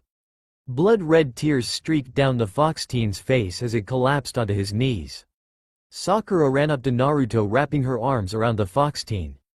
It's all right. It's all over, she whispered, holding Naruto tight in her arms. Third-person POV. After both Naruto and Kyuubi had fully calmed down, they collapsed in exhaustion within Sakura's arms. Team Kitsune gathered together as Kakashi picked up the unconscious Damonkin. The seven-tailed beetle slowly raised to his feet, bowing his head. Please tell him that we were wrong to attack. We thought that you humans had killed all of our nine-tailed lords, and that since you humans have killed so many of our kind, that you deserved to die. We didn't know that one of the nine tails was still alive within a human body. Once he recovers, can you have it so that we can have peace among our two kinds? If you humans can live with these two abominations, then who is to say that we can't try to accept them in humans? Asked the seven-tail. Of course I will pass the message along to him, replied Kakashi. The beetle then wandered off, pulling all of the demons that remained within the village out. Everyone cheered, grateful that it was finally over. Now peace among the demons and humans could truly begin. Plus a week later in the hospital. Plus Naruto's POV. I slowly began to regain consciousness, finding myself within the hospital. My body felt sore and stiff as I was slow to regain my powers and to heal. On a side table sat a pin for the elite ninjas. A smile stretched across my face as I had achieved my goals. A knock came on the door as I tried to slowly sit up. Come on in, I answered in a guttured voice. Both Sarutobi and Kakashi entered the room, both looking relieved that I was conscious. Naruto, how do you feel? Asked the Hokage. Don't ask, replied Kyuubi grumpily. Sore and likewise for Kyuubi. What happened? I asked them, referring to the battle. Peace, Naruto. The demons that attacked you had said that it was wrong for them to have attacked you. They didn't realize that a nine-tailed lord still existed. They wanted to come to peace with us as they wanted to speak to you some more and to arrange peace between humans and demons, stated Kakashi. Naruto, is it true that Kyuubi is a nine-tailed lord to the demons? Asked Sarutobi. I was, but you know what happened to me. If I had grown up into a full demonhood, then I would have been a lord. Any demon with 8 tails or more are referred to as lords because they hold the most power and the greatest number of tails. This is also part of the reason why Gaara refers to me as Oni-san, replied Kyuubi as he took control over my body. Why didn't you tell us about this? Asked Sarutobi angrily. It is because I didn't think that the demons would still accept me as a lord considering that I am within a human body, so there was no need to tell you. Sorry, replied Kyuubi. Both men sighed out loud as Kyuubi gave me back control over my body. It will be a while before Kyuubi and I are up to full strength. I replied. That's all right, Naruto. The demons are willing to wait. Meanwhile, you have some people whom want to wish you well, replied Kakashi as he opened the door to reveal all 4 teams along with their captains. A smile stretched across my face as I appreciated everyone for coming to see me. Everyone wished me a speedy recovery as they gave me some flowers and get well cards. I felt touched that everyone cared so much for both Kyuubi and me. Thank you so much, everyone, I replied, holding back my tears. No, Naruto, it is us whom should be thanking you, Kyuubi and Gaara, for what you did. You managed to protect everyone in the village. You have both sacrificed so much that there is no way that we can ever truly repay you both for all that you have done, stated Sarutobi. Now came the hard part, establishing peace among the humans and demons. Plus several months later, plus third-person POV. Naruto finally left the hospital as Sarutobi had arranged for all of the head clans, Naruto and Gaara, as well as the demons, to attend the peace treaty negotiations. Once everyone had reached a reasonable agreement, the treaty was signed. Humans would no longer hunt and/or kill demons. Demons will not be able to attack or harm any humans. Those whom are half human and half demon will not be seen as abominations but rather as Hanyu, as they will be accepted by both humans and demons. Naruto and Gaara were made as special dignitaries for the 2 races. The demons referred to the 2 boys as lords despite Gaara having only 1 tail. His powers matched almost what Naruto and Kyuubi were capable of, which is the reason why the demons held him in such respects. Both Naruto and Gaara even announced that plans were on the way for them to marry Sakura and Haku. Finally, things were looking up for them both. Plus many years later, plus Naruto's POV. Many years have passed since the treaty between the humans and demons had been finalized. After old man Hiruzen Sarutobi had passed away from old age, he had named me as the next Hokage of the Leaf Village. Both Sakura and I have been married as our twin kits ran around the office where I ran the village. Gaara had become a captain for the Hanyu, training them how to fully control and use their powers. It surprises me that we weren't the only village that has established peace with the demons, as other villages followed suit after we had achieved peace. It still surprises me to this day how this wild ride with Kyuubi and all began. I wouldn't think it would be possible for a Damonkin like myself to have become Hokage, have a loving family, to have earned the respect and admiration of both humans and demons, and to have really good friends. As a new era rolls around, both humans and demons look up to me for inspiration, knowledge, and guidance. Kyuubi still helps me out with advice and defending the village if it ever comes under attack, among other various things. My name is Kyuubi no Naruto Uzakaki and I am a Damonkin, the only true one of my kind. This was the story about how I was caged up for 10 years before everything had changed for me because of one person whom opened up to me and accepted me for whom and what I am. That's all for now. If you enjoy, then please like, share and do comments.